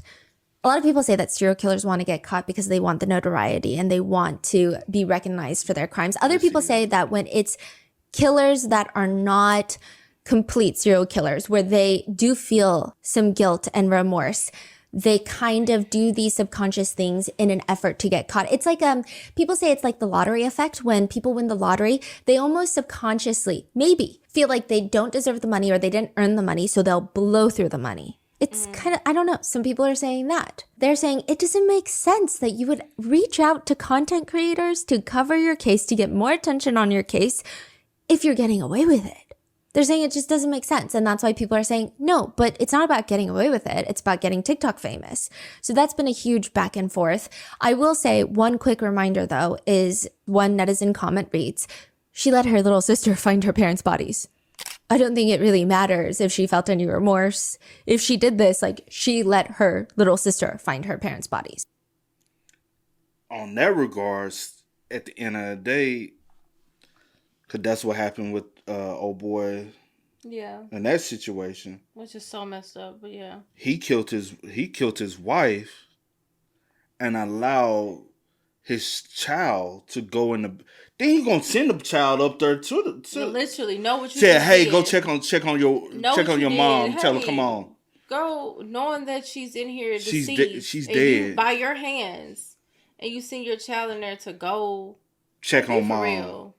And he walks in and say, "Mom's deceased." And they ruled it a self exit, just for him to come back over. And he literally was getting away. He literally got away with it. Yeah, he got away with it for over a year. Then turn around and then everything about that case screamed guilt. Then relocated out the state, moved away, and was gone. And ended up confessing and said, "Yeah, I did it." And didn't even get nothing. No. After what, 2 years, 2-3 years? Bro, that don't make sense, bro. To her family. Don't make sense at all, bro. That's crazy. Then comes the second theory. And this is where I think things get a little bit tricky. There are a lot of people that have resorted to, I would say a good chunk of people are internet sleuthing. They're going online, they're digging into old Facebook posts, they're going on to Instagram accounts and just trying to put some puzzle pieces together for their own understanding of this crime. And then there are people who are straight up victim blaming. She and James Brock officially start dating in 2018, or at least on Facebook. And people are commenting, "A new man? Good for you." And she's responding, "A keeper, finally. New to the public eye, but already in mine and the kids' hearts. Love after divorce is possible." Heart emoji. So it seems like things are going well up until September 20th, 2022. So this is 2 years and 3 months before the crime. Kristen posts on Facebook a very cryptic message. And it's to the point, but somehow cryptic, and it has underlying messages, and it just reads, "Yeah, this hurts me, but it's gonna hurt her more." And she's talking about their 5-year-old daughter. Again, let's call her Bella. "Please pray for us and our safety. Please let me know if you see James Brock so you can warn me. He is trying to kill me, has been trying to get to the house and to the child. Man, wasted tears, now huge fears." Wait, what's going on? So she's posting to her Facebook friends that her little 5-year-old daughter is going to be heartbroken because it appears that her and James are no longer going to be together. And she tells her Facebook friends, "Hey, if you see James Brock, you have to let me know because he's trying to kill me." Okay. So on that post, one netizen comments, and this is new, they're saying, "Sad, this is learned behavior. There's a lot more to this story, and I hope it's all put out there." So there's this argument of, can these posts be used with online discourse to talk about maybe why Sarah Patrick committed these crimes? Or is it too soon because nothing has been confirmed, although these are from Kristen Brock's Facebook page? I will say, I do think that a lot of the attention is more so on Kristen Brock because that is Sarah Grace's biological mom. And she does have a lot of Facebook posts talking about her relationship with James. And it seems like a lot of, she was also arrested for child cruelty. We're going to get there. But it seems like she was, from a lot of people's accounts, she was sometimes a little volatile. Even from these posts where she is talking about James trying to kill her, James is very calm anytime he interacts with her on Facebook. And she accuses him of trying to kill her. She accuses him of completely leaving the kid, never calling their 5-year-old, not being a dad that's around, missing all of her birthdays, and doing like sleeping with her best friend. And every time James responds to these Facebook posts, he's very calm and he's saying, "Hey, can you please stop lying about me? Can you just tell everyone that you're the one that had my phone cut off and that's why I can't call her goodnight?" People have been using Kristen Brock's Facebook posts to try and get people to understand maybe why Sarah Patrick committed these crimes, saying this is not a healthy home life. We don't know what else was going on inside the home, but it probably is not the best environment for children. If she's posting that her partner, her child's stepfather, and the father of a little toddler is trying to kill her on Facebook, it seems very tumultuous. Like, if that's really what you would think, then you should go to the police. You should do these things to protect your children if that's truly what you believe is going to happen. I think that initially when people heard about this case, there was such a strong rhetoric of this is a spoiled teenage brat who's obsessed with looking a certain way and using TikTok filters and being TikTok famous. She's a narcissistic sociopath. Like, these are the words that people were using to describe her. And I think the minute that some of this came onto Reddit and came onto people's attention, I think because the wording was so strong against Sarah Grace, people started pushing back even harder, saying like, well, maybe she's not narcissistic. Maybe her home life was horrendous. So it's just been very strange. But one netizen comments, here we go with the excuses. She's a cold-blooded killer with no emotions who left her parents dead and allowed her baby sister to find them. To which someone comments back, but there was abuse in the home, so stop assuming she's just a killer. With another person commenting, that never gives anyone... I hate when people do that bullshit. Like, motherfucker, it's a lot of people that go through abuse inside the home. They don't turn out to be a cold-blooded killer. Yeah. Like, and I'm not saying that she killed anyone, like, but yeah, but just based off that comment. I hate when people do that. They try to, you don't know, because we get a lot of comments like that about, even on some of the body cams with the stuff we say, people feel some type of way about things we say. At the end of the day, my point is my point, your point is your point. Who gives a fuck? But your point doesn't. Just because your point is your point doesn't mean mine is wrong. Yeah. We all are individual human beings. We all have individual thought process. So, but you know what I'm saying? I just hate when people try to do shit like that. You know what I'm saying? Try to... an excuse to take someone else's life. But just from doing some scrolling, you can tell this girl had a hard home life for quite some years.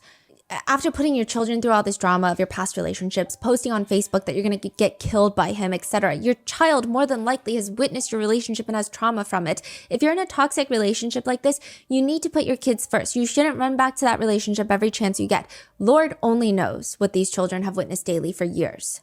There's another post from Kristen's Facebook page, and it reads, hey, me and James are not together, not even friends. I don't really know him at all. I'm ashamed and hurt and embarrassed. Never again will you bring filth into my life. You play people like a fiddle, just not me anymore. Karma will be your king, King Brock, LMAO.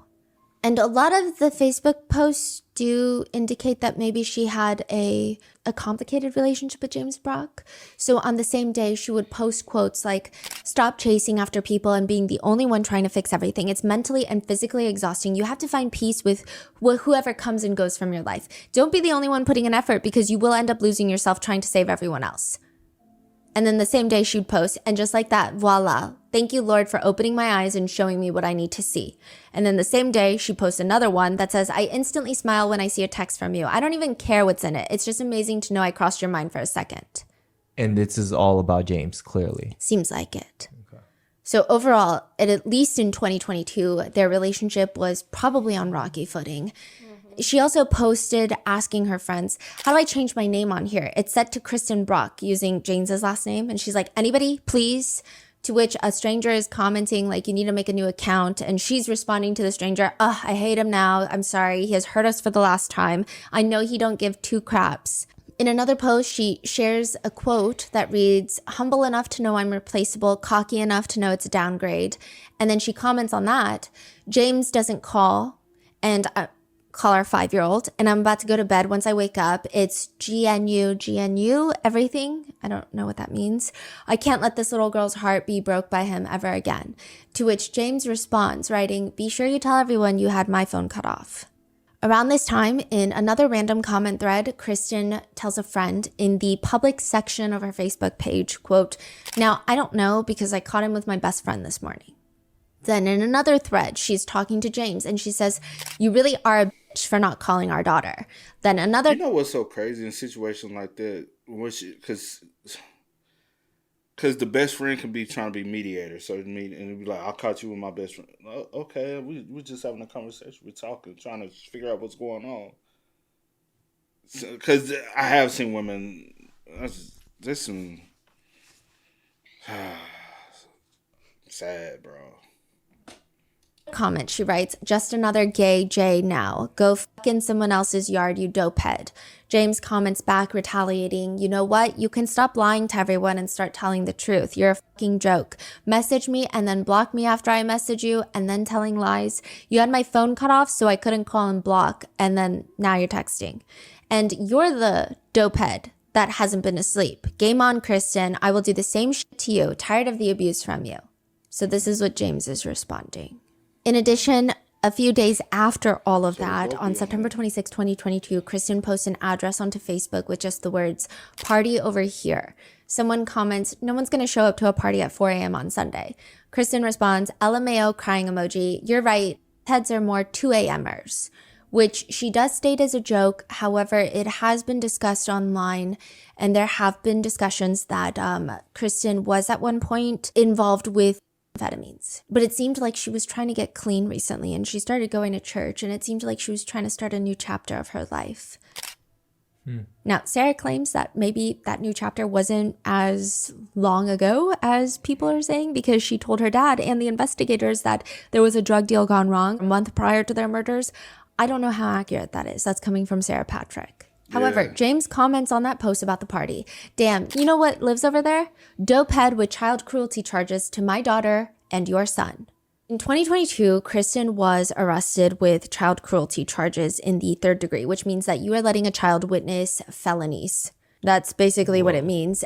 It appears from all accounts that I could find online that James was inside of a barn.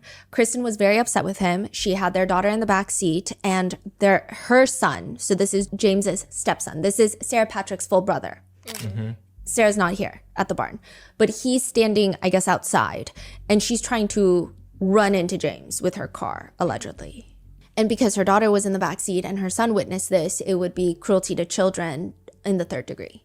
Huh, interesting. So James called the cops. Yes. And they came and they charged her with that. Yes. However, it seems like nothing really crazy came of the case. She did tell her parents that it's just a big misunderstanding, like James is lying to the police. And that's not what happened. James also accuses Kristen of saying things to her son, such as, quote, "You told your son he wasn't your son, he was just a snitch." Miss child cruelty charges in 3rd degree to our daughter and your son. A lot of netizens have found these posts and they have a lot to say about it. I think that it's really interesting that both sides of how they feel don't seem like they can convince the other side. And maybe it has a lot to do with just how we're wired. And maybe some people have more trauma or specific life experiences that have specific views that they cannot change. And I don't think that's necessarily the worst thing, but the people that think that this has no relation to the case, they think it's actually inappropriate to even talk about it because they're like, these are victims in this case. Nothing justifies murder at all. Like, this is a spoiled teenage girl that could have left and she killed them and let the 5-year-old daughter find them. There's no excuse, and the fact that people even think that this is an explanation of anything is bad. And then you have the other side of people that are saying, it's actually not bad when you think about children and the way that trauma develops in their brain. If there is evidence of any sort of trauma or any sort of abuse in the house, that could be a good way to understand why she did what she allegedly did and is accused of doing by the police. It seems like they cannot convince the other party to think the way that they think. A lot of people are actually finding these posts and tagging the Carleton Police Department in it. Interesting. And one netizen comments, "No child can grow up normal in that kind of environment. And even if the parents changed and found Jesus, she lived more of her life around that lifestyle than not." And they're saying to not talk about it is also weird. To not talk about it is acting like it doesn't exist. Then what? We just act like it doesn't exist and then more things happen like this? So they're saying, again, it's not justification. It's not proof of anything. It's just saying this could have been something. But probably the most talked about Facebook post comes from June 20th of 2021, where on a separate Facebook page, Kristen posts, "My son's name. I'm coming to get you, love. I know you're so unhappy there. I hear you, and I'm doing everything I can to make it happen. I promise you that, son. Your father can't beat you anymore." So Kristen is saying, hey, your biological dad is beating you, so I'm going to come pick you up, and I will never let him beat you. And she's posting, talking about her son on her son's page. Okay. Sarah comments on that. And she responds, "Kristen, you are a grown woman and this is the child that you put through the dirt just to make yourself happy. Commenting on this post and posting this is never going to make me want to go to your house again and shows how immature you are. Respectfully, grow up." Then another one from Sarah to her mother, this time in all caps, reads, "The only one that beat us was the ex-stepdad you got with and had no time to realize it because you were out there dealing. Daddy has never..." Why would Kristen post like that on her own page? It's like she's posting to her. She tagged her son. It said But I'm saying, no, She put his. Okay, whatever. But okay, nothing. I don't know. I'm saying the way it displayed, not the way she said it. Okay. Laid a hand on me, and you need to stop brainwashing my brother, and it doesn't work anymore with me. Wait, this is 2021. Yes. So she was like 13 years old? Yeah. She's saying that who beats them? The only person? James? Or She someone said else? ex-stepdad, and it does seem like they were on and off. A lot of netizens believe that she's referring to James. It doesn't appear that there are any other yes, that would have been referred to as ex-stepdad. But again, these are just Sarah's words. Yeah. It's not proof of anything. And I think he's not here to defend himself. She didn't even name him by name. We don't even know if she's talking about James Brock. Right. But it just shows that she does have a very contentious relationship with her mother, at least at this point. And there seems to be some trouble in the household. Again, it doesn't justify anything. Kristen responds, maybe you need to call me because we need some therapy for real. Sad this is the only way you talk to your mom. Court documents also reveal that Sarah's biological dad, when they get a divorce, Sarah's dad states that Kristen, quote, the mother has unrehabilitated substance abuse issues and both she and her boyfriend, referring to James Brock, fail to adequately provide a suitable drug-free environment for minor children. Sarah's biological dad is accusing Kristen of exposing the children to weed and meth. The motion in the custody battle court docs allege that Kristen would let her friends come over when they were high on meth. And the filing includes this allegation, quote, as a result of the mother's drug usage and the mother's boyfriend disciplining the minor son with a belt that left a visible injury, the Department of Family and Children Services got involved. He claims that DFACS, which is like CPS in Georgia, gets involved, but the couple quietly moves from one county to another without alerting DFACS. So then DFACS, they just kind of give up on the case because their workload is too high. Sarah's dad alleges that Kristen would have, quote, spiraling behaviors that would make it, quote, extremely unsafe for her to have the children in any unsupervised manner. According to the court document, Sarah allegedly told her teacher that she knew that her mom had drugs in the house and she didn't want to go back to living with her mom. This is when she's like 11. The court doc reads, the minor daughter is able to express whether her mother hides the illegal drugs in the house, like where, what the drugs look like in the packaging, and the foul odor of the Sarah's biological dad alleges that during one incident, Sarah was in the car with her brother and Kristen and James, along with some random adults that are friends with Kristen, in which Sarah had to, quote, force to put a blanket over her face to avoid having vomit slung at her. I guess one of the friends was high and drunk and was vomiting everywhere. And he also alleges that Kristen would get super drunk and just send drunk videos to family members and friends. But like most custody battles, I think the dirt was slung both ways. Kristen would also allege the biological father of being drunk when he was taking care of his kids. But ultimately, in March of 2020, it was ordered that the two would split custody 50-50. That's when Sarah is 11. Kristen's dad is saying, yes, they had a rough life. They had a lot of past histories and transgressions that were not great, but they learned from it and they were turning a new leaf. They were going to the church in Carlton. They were getting their life together. And then this happened. But in 2022, James filed a temporary protection order against Kristen, claiming that he was terrified of his own wife. He was terrified for his own safety and for their youngest daughter. He claims that he was inside of a barn when Kristen tried to run him over. Side note, Kristen's dad will later state that this is not true, remember? But in that filing, he claims that in 2022, Kristen was abusing prescription medication. He also accuses of her abuse during the relationship, stating that she was hitting him, destroying his property, and had even threatened to kill him. And I think this is where, I think you guys are smart. You guys always do your own research. If you were to go out there and start Googling this case, these are the types of discourse that you would come across, and I feel like you would come to your own conclusion. But I think it's very interesting of the question of, are these things that should be in the discourse of these types of conversations around this case? For example, James's family, they don't really think so. They say everybody has a past. It's not every day that your posts from Facebook get brought up for the world to see from 5 years ago, 8 years ago. It doesn't matter. That's not a normal thing that happens. Everyone has fights on the internet or whatever. But as far as the case goes, that has nothing to do with the case as far as we're concerned, because we're confident that the investigators have looked at every avenue. They know their past. They know everything. So she's saying it's kind of like muddying the waters when it doesn't really have a connection with the case. But others, on the other hand, are saying, but it does, because if that's the house that Sarah's living in, then it can kind of explain why she might have had a motive. So it's just been interesting. I will say that a lot of people have spoken highly of the couple. In particular, a lot of people have spoken very highly of James. He had multiple different heart surgeries, including the one to get the LVAD attached to him, which, by the way, would indicate that he's probably clean. Because if you're awaiting a heart transplant, they do a lot of tests, like a lot of toxicology screenings. If it's showing that you have any sort of illegal substance in you, you're going to be inactive on the wait list for a heart transplant. They're not going to give you a heart transplant. They're just not. So it wouldn't make sense. And then with all of his heart conditions, I highly doubt that he was partaking in any substance abuse at this point. But he seemed like a really kind soul. That's what the marijuana story didn't make sense to me. You know, I'm like, I do know some people who are going through medical issues do participate in marijuana. But like she just said, you need a heart transplant. Like, you're on the donor list. Like, you're going to do whatever it takes to, you know?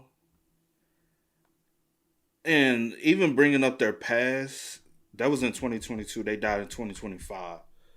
There was time periods of rekindling, obviously. Mm-hmm. So if you only going to reflect on that past, you're not reflecting on the present.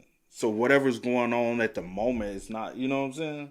Yeah. It's not contributing. That past is not a contributing factor to what happened in this moment. Could be. But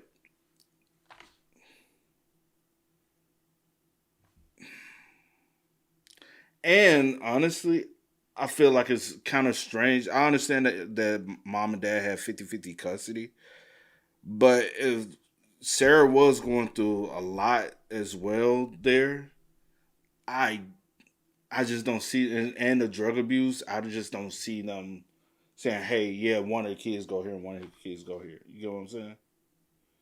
If they can, because they could have did a drug test and see if she was on anything. Who?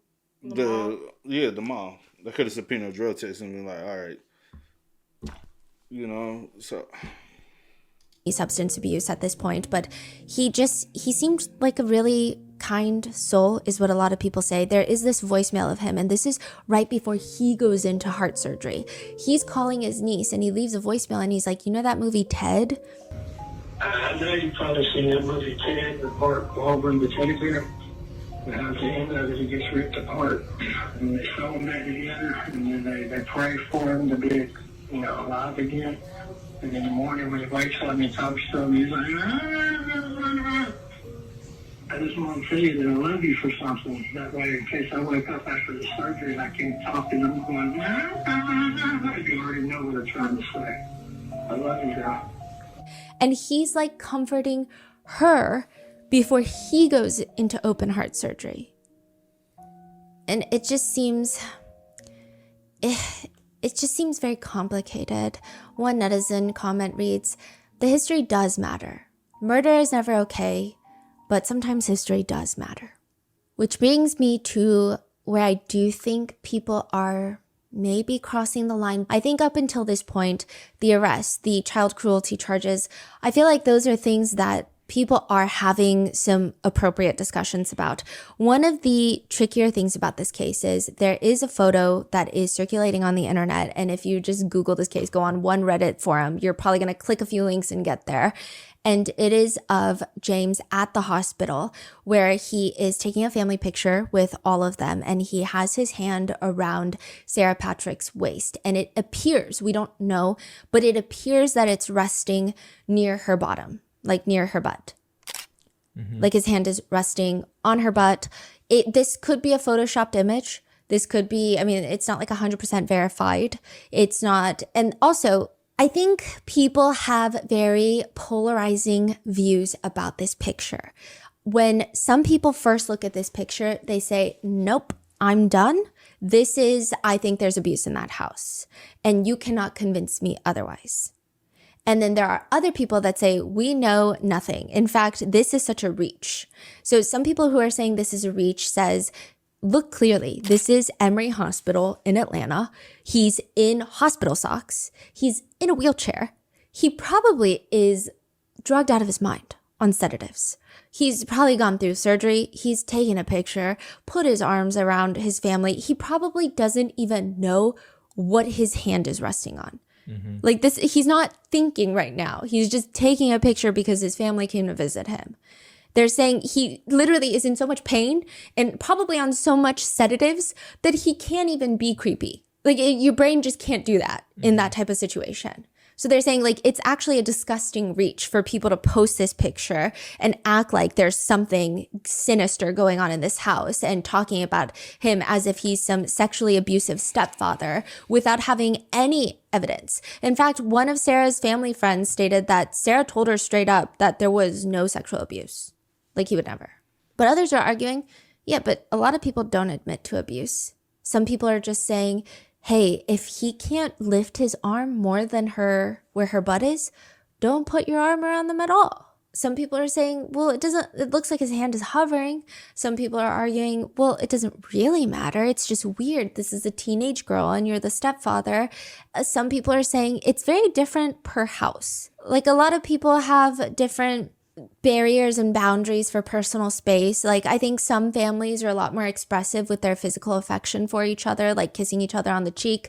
My family is like a strict side hug family just because we love our personal space all the time. Like it just really depends on the people. Others are saying, no, as a single parent, I would never let my husband touch my daughter like that. But it is interesting. Some netizens are commenting about this picture. I mean, seriously, why are so many people almost desperately hoping that her stepfather abused her?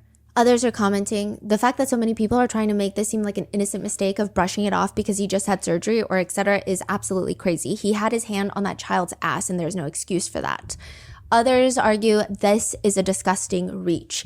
And then people are commenting back, yeah, because he's reaching for her butt.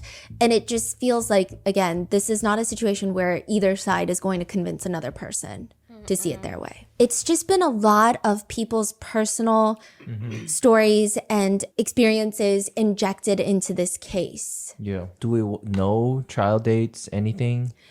I think she has a bond hearing later this month. To see if she's going to get out on bail. James's niece has spoken for the Brock family against these internet speculations. And she says, well, not about this one specifically, but just in general of all of them. And she says, I think that people need to be really cautious about what they say because they don't know. Digging up stuff some of this stuff, I'm not even sure where people get it from. I'm like, I knew them. I talk to them all the time. I'm friends with them on social media. Where in the world did you even get this? But they have children. They have children that are watching, grown children. James has grandchildren. This is the stuff that they're going to see. And it may turn out that none of that's true. So why put that out there forever? So the other stuff really is not necessary until we know more. And I'm confident that there's a lot more to know. Which one netizen agrees, saying, oh, good Lord, the victim farming in this discussion. Fun fact, your own stories, however tragic, if even true, are not necessarily Sarah's story. Projecting will not help solve this crime. You know, Sarah Grace might truly just be a straight up sociopath. Plenty of girls and women are. This girl murdered her parents for internet fame and attention, and it's painfully obvious. Others say, the picture's weird. But she let her little sister find her parents. She's evil and wanted attention. I don't know why you guys are always sympathizing with the insane. Another person comments, my brother did this to my mom. We all had an amazing home life. What pisses me off is people saying my mom must have been a terrible person. No, my brother was a terrible person. And so with that is the Sarah Grace Patrick case as of right now. I do think it's interesting because I don't know why. I feel like if this case were to happen a few years ago, I don't know if there would be this much discourse of whether or not she had a different motive that was not just pure sociopathic tendencies and or just pure insatiable hunger for violence. It feels like a lot of people are trying to understand her motive more than I would imagine would have happened years ago. And it's been an interesting conversation to see unfold online. What are your thoughts? Do you think it's an appropriate conversation that people are having online? Do you think it's an unfair conversation? Do you feel like it adds some sort of understanding? I mean, these are things that will probably come out during the trial. So what are your thoughts? Let me know in the comments and be safe. And I'll see you in the next one. Crazy. Very much so. I don't know. At the sum of it, at the end of the day, I don't know. I will say, For them to have, like, she was free in about for 5 months. They didn't charge her anything with within this 5-month period. Mm-hmm. They were doing their investigation. They had to come across something within that 5-month span to say something it's had her. to break it wide open. It was like, this is what we needed. I don't know. It had to be something that attached her to the case to make them feel like she did it. 5 months of research leads you to her. It has to be something. You would think. They had to find, because nothing. Mm-hmm. I want to definitely. I mean, I don't know when she's going to actually go to, trial and stuff like that. But if I can, definitely remember, because I have so much that we do, so many cases. Try to keep up with it. Yeah, just try to follow it just to see. Because I would like to see, because my biggest thing, I would like to see what evidence that they come across. And the outcome. And the outcome of everything. Yeah. And honestly, it might take a while. It might take years from now. It may. Like I said, if I remember. Things don't happen overnight. Most certainly. But hey, y'all spam us up, man. Y'all let us know y'all thoughts about it for us in the comment section down below. But until next time, y'all know how it go, man. I do go by the name DJ New Kid. This is. See you in Oh, she tired, y'all. She tired. No, I'm not tired. I'm dealing with something. Go ahead. But as always, y'all know how it go, man. I do go by the name DJ New Kid. This is Sierra Nicole. We are. Kid and C. We out. Ain't no time to kick it, got a stack of flip for my foes. Dollar, dollar, dollar, dollar. Please tell me you can hear me. Don't turn your back and don't neglect me. Just let me know if you need me. Dollar, dollar, dollar, dollar.